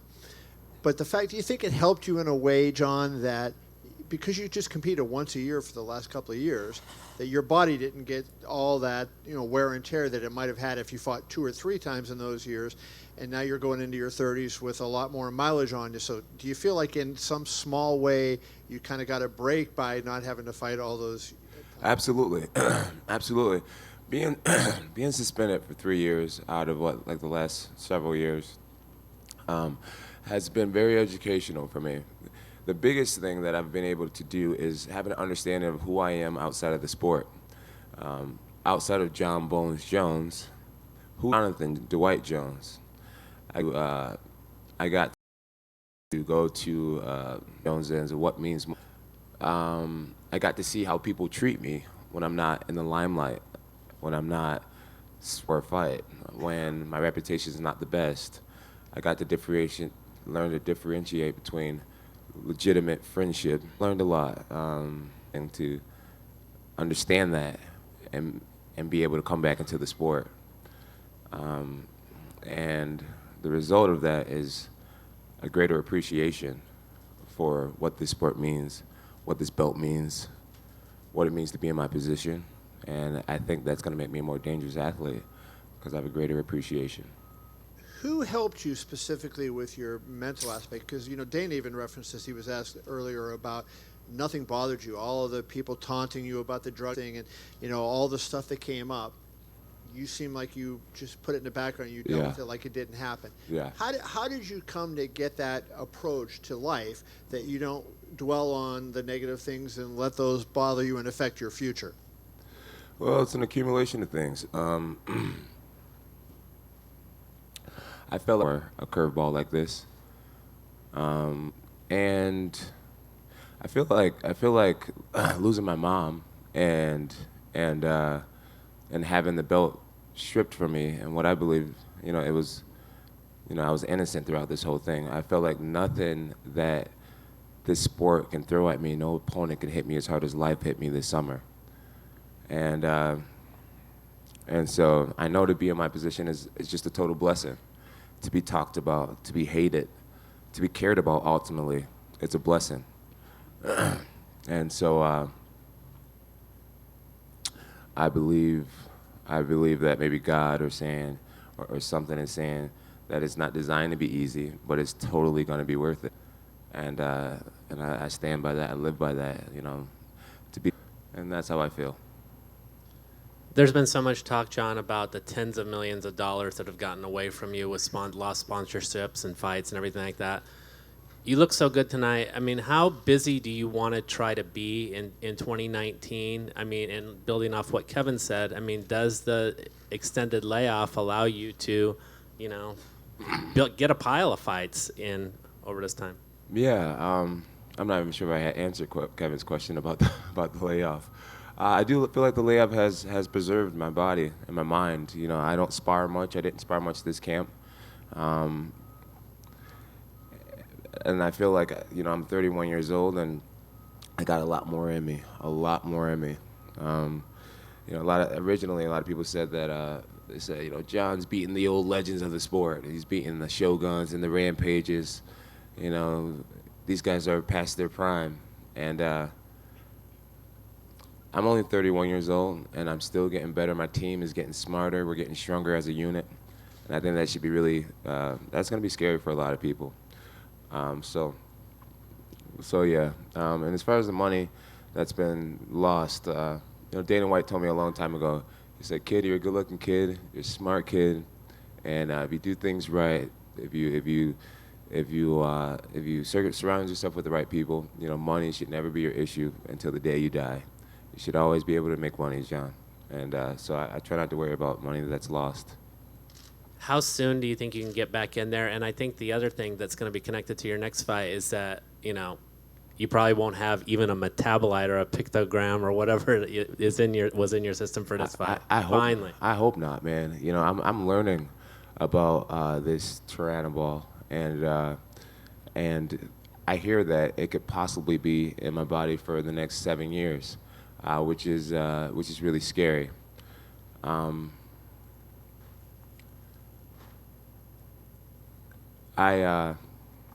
In the first drug test situation with Daniel Cormier, they found a long-term metabolite in my body. There was no short-term metabolites being found in my body.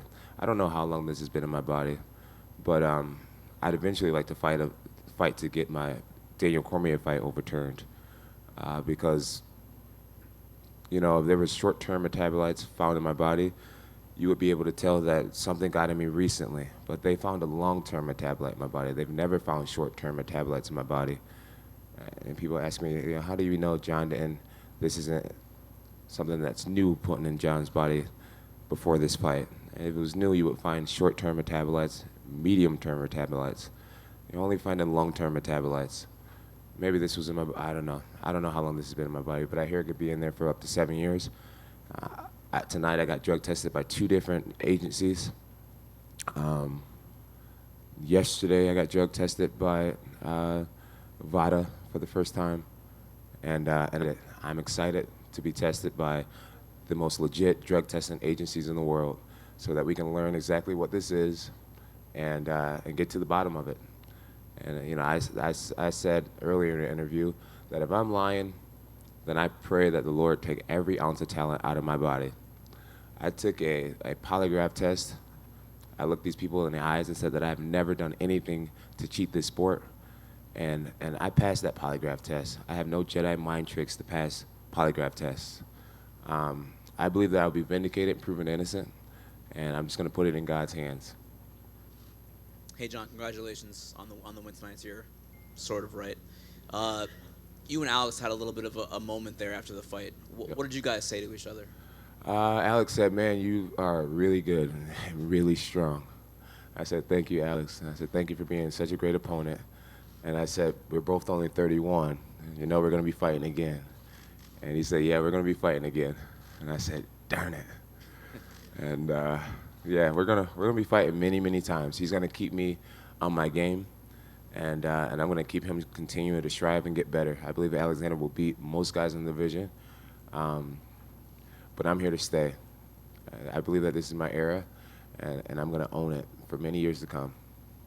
That's my next question, because you come back and you beat the guy that people said, this is the guy that was your hardest test before. Some people even said that, Alex won the first fight. You come back after a layoff, you beat him. What is next, and what do you see as far as, like, what are the goals and accomplishments? You've already accomplished so much. What is next? What is next is for me to keep a degree of humility and to stay in the gym. To stay in the gym, stay getting better, and to not take anyone lightly. To not let my head get too big, not take anyone lightly. There's a lot of fresh meat that is rising up in the division, and in order for me to conquer these guys, I have to stay by the fire, stay in the gym, stay knowing that I don't know everything, and that's what's next. So you'll be kind of like the veteran guy welcoming the young lions like you once were. Oh yeah, well I'm still a young lion. I'm only 31, and I've never been knocked out. I've been rocked in training maybe once or twice. I have a very healthy brain, a very strong jaw, and a will to be on top for a long time. Is the plan for now to go in front of the Nevada Commission now next month and get that done with and get licensed there and then move on? Yeah, my plan is to face everything head on, to answer every question, to take every test, to take every polygraph due, to prove my innocence. And then just last thing for me, you were talking about the long-term metabolite, and that was the one that was found in your system last year, the July 2017 test. Yep. Now that you know more about this, that it could have been in your system even for years already, maybe. Yeah. Does that open up, like, at the time when you were investigating that last year, you guys didn't know that. You didn't know that maybe it was something you took years ago. Will that open things up and say maybe there was something I took in like 2015, you know what I mean? Like, from what I understand, and I don't know how true this is, and no one knows what's true and false about this stuff, because, I mean, I'm kind of being a guinea pig right now. From what I understand, this stuff can live in your body for up to 7 years. And when I fell the first time with Daniel Cormier, there was never a short-term metabolite found. There was never a mid-term metabolite found. There was only a long-term metabolite found. So who says this hasn't been in my body since who knows how long, since 7 years ago? And that's why I'm going to look into trying to get my first DC fight overturned. And we're talking picograms. And this is something that I've just been educated on. And this is something that the whole MMA community is being educated on as we speak. And if a picogram really is 1 single gram of salt chopped into 50 million pieces, maybe we need to reevaluate the testing, right? And see, is the testing way too good? Maybe some of you guys got some picograms in you right now. Seriously. So I know in my heart that I've never cheated the sport. I've said it through the beginning. It literally almost drove me crazy this summer to be accused of being a steroid cheat. And that's why I will spend every dollar. I will face every jury. I will take every polygraph test to prove that I have never intentionally cheated this sport. I'm glad that it's very clear that it gives me no athletic performance enhancing benefits. And why in the world would I do something like that to discredit all these years of hard work, to ruin my own legacy when it never gave me an advantage in the first place? That's common sense. But people ignore common sense because people have always wanted to see maybe it not be true. Maybe I'm not the best. Maybe I cheated all this time. I'll never be able to win that argument, and I'm totally comfortable in that space.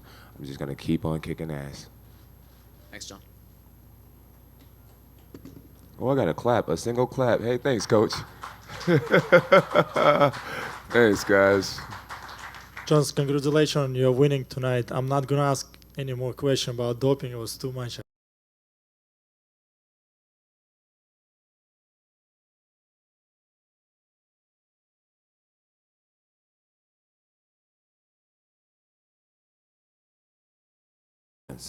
Yeah. Tonight, I had a feeling you were kind of going slow at the second round, and the third round, I saw that you were breathing hard. It was difficult. What you felt that moment? Were you tired or? No, I never. At no point did I feel tired. I'm just starting to believe in my experience and my education when it comes to this mixed martial arts thing, and I know that there's no rush. Rushing is how you can get knocked out. Be comfortable backing up. As long as you're scoring points, it's not considered running. And so I was just patient. I was just waiting. When Coach Wink told me, John, wait for the boom. Wait for the boom moment. Pick them, score when you can, and eventually the boom will come. The boom, my last fight happened with a head kick over DC. The boom this time was scoring a solid takedown. And so we were just patient. We knew we were winning every round. The fight metrics has already shown that I've won every round, and just patient. Well, congratulations. It was a very impressive comeback. And the sir. last question is, have you seen the fight, Chris fighting Amanda Nunes? What do you think about it? Your comments. My comments is I'm extremely proud, happy for Amanda Nunes, mainly for Brazil, to have now the most dominant woman champion of all time being from Brazil. I'm extremely proud for Brazil. I've always had this interesting connection to Brazil. I really adore that country. So I'm really happy for Amanda Nunes. At the same time, as a Christian, I'm really sad for Chris Cyborg. As a woman of God, I got to admit that I wanted her to win. And that's no knock on Amanda. They're both great champions. And it was a great fight to watch. Hi, John, over here. You're talking about fighting Gustafsson again, possibly, so you don't feel that chapter is closed now? I think it's closed. But I also am smart enough to know that Gustafsson will fight his way back to the top. And so a third fight's inevitable. He talked about a knee to the groin that slowed him down. Did you sense that? No, I never said anything about a knee to the groin that slowed him down. Gustafsson talked about that. Oh, did he say that? Oh, wow. There will always be something. There will always be something. And what do you think is next for him now? For him to keep his head high. That's what I would like to see from him. Keep his head high and know that he is right there with the top guy game. And I need Gustafsson to stay sharp. I have to know that there's guys like him out there to stay sharp. And so keep your head high, get back to the drawing board, and let's do it again. Thank you. Thank you. So I saw you were talking about the fight here. Hey. Hey. You're talking about the women fight, and I saw you with Cyborg over there. Yeah. As a champ, she was the reigning champ for so long, and always when you're a champ like this, you're the target for everyone. So what did you talk with her, and what advice can you give her? Yeah. So after her press conference in the back of the room, I just told her that I'm honored to stand by her. because of her clarity in such a hectic situation. She said, her quote was, I don't know why God did this, but he has a plan for all of our lives. And whether you're a believer or not, I do believe he has a plan for all of our lives. And the fact that she wasn't discouraged or dismayed by this, it showed me that strength and what it is. She understands that it was in God's will for her to lose tonight. And she was a woman enough to still have pride in who she is and not feel like a failure. And she will know why this happened eventually, and she'll come back stronger than ever. My advice is for her to keep her head high and know that God has a plan for her. You were talking about the new guys in the division. Which guys do you see as like probably opponents for you in a short time? I don't want to flatter any of these guys by calling them out. Tonight has been a great night for me, hard-earned, and I don't want headlines to be tomorrow, John Jones called out this guy or that guy. They are all just pieces of this puzzle, and whoever it be, despite the name, I'll be ready for more victory. And with all your special connection with Brazil that you said, any plans on fighting in there? Man, I would love to fight in Brazil one day, just not against a Brazilian. You guys are the most passionate fans ever. You guys chant, "You will die, you will die." I don't want to die. Sister here with the camera, I was extremely disrespectful to you, and I'm sincerely sorry. I was ready to fight, and I felt a little bit of maybe an attack, and I wasn't in the mood to lose. Yeah, I was just not in the mood to lose, not even a verbal argument. I'm so sorry for disrespecting you. Hey, John. There's been a lot of talk leading up to this fight about you not being 100% the first time you fought Gustafsson. Can you just talk a little bit about the difference between these two fights and your preparation? What's your question again?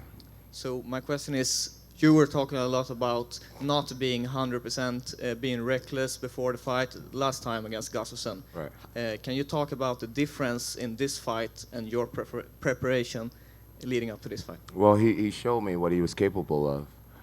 That you can't take people lightly, and I promised him that I took him lightly. I knew what I was up to behind the scenes, and the difference was my respect. My respect for him and his boxing, his coaching staff. He's a legit threat, and I treated him as such for the months leading up to the fight. And it resulted in 2 different results. Hey guys, I am so sorry, but I got a cold, and I got my friends and family in the back of the room. I'm done with you guys. You guys be good, all right? Thank you, John.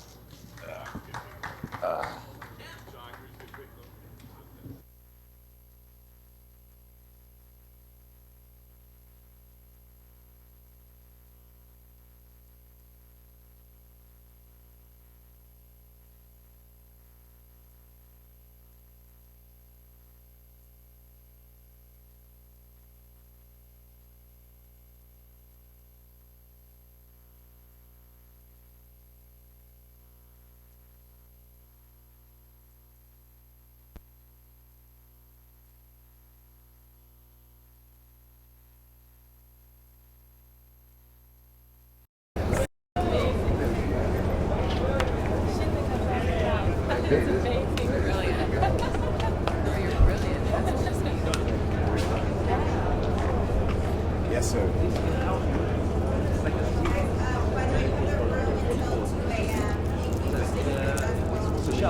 Michelle, what's the Yeah, it's a cough drop. I got it at the store. Thank you. What you shot at? Yeah, that's What is it? Yeah, you know what? It's like a regular She'll text me a picture of it. We just bought it today. I think